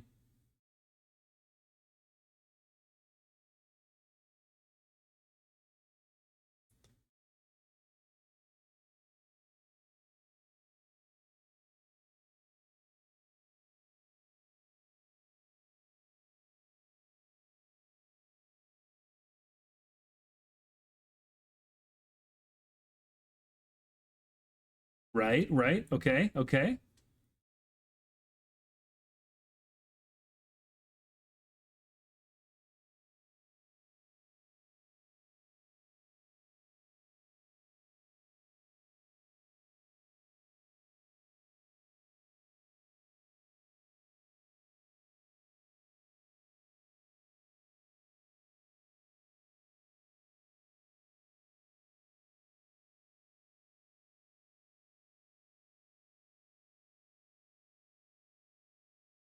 Yee. I love how much this video is like, hey, can we take it again? Can we take it again? Hey, can I see it again? Can we take it again?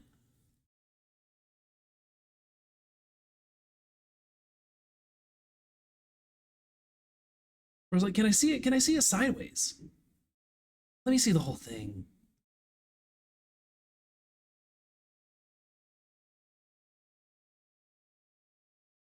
Just like that. Then we twist them all through.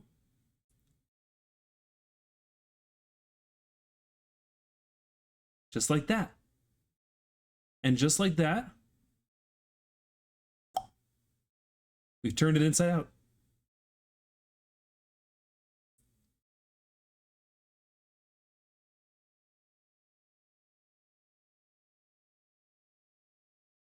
Now we're gonna do it horizontally.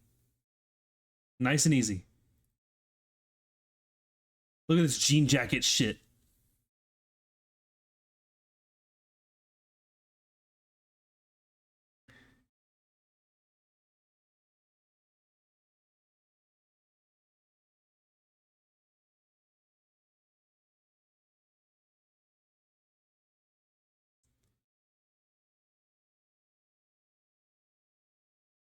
Mm-hmm.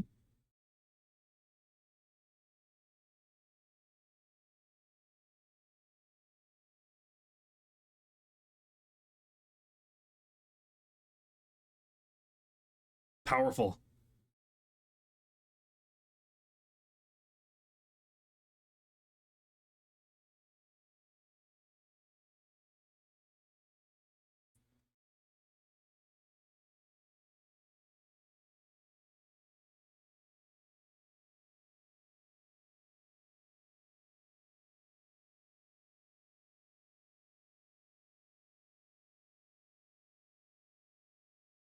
Hi, Valentine. This is topology.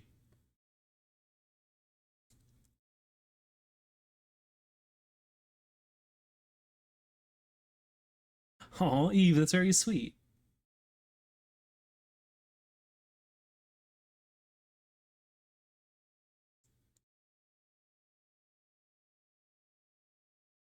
Uh-huh.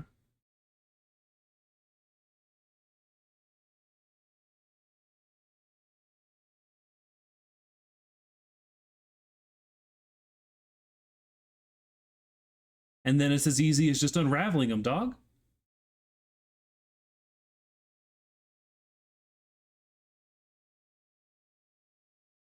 It looks so tasty.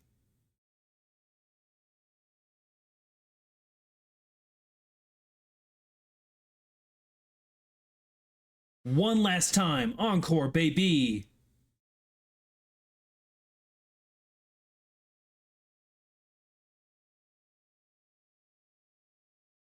Ah. Ooh.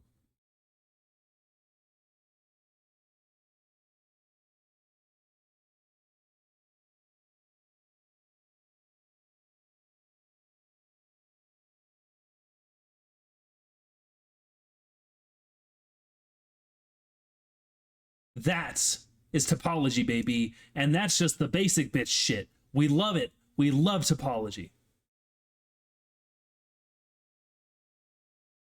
So, topology has a lot of fun, interesting stuff. It's used it's used for a lot of things, but like it's sort of a core conceptual thing that like is abstract and then like gets applied into things that are actually meaningful. There's talk of like higher dimensionality. There's talk of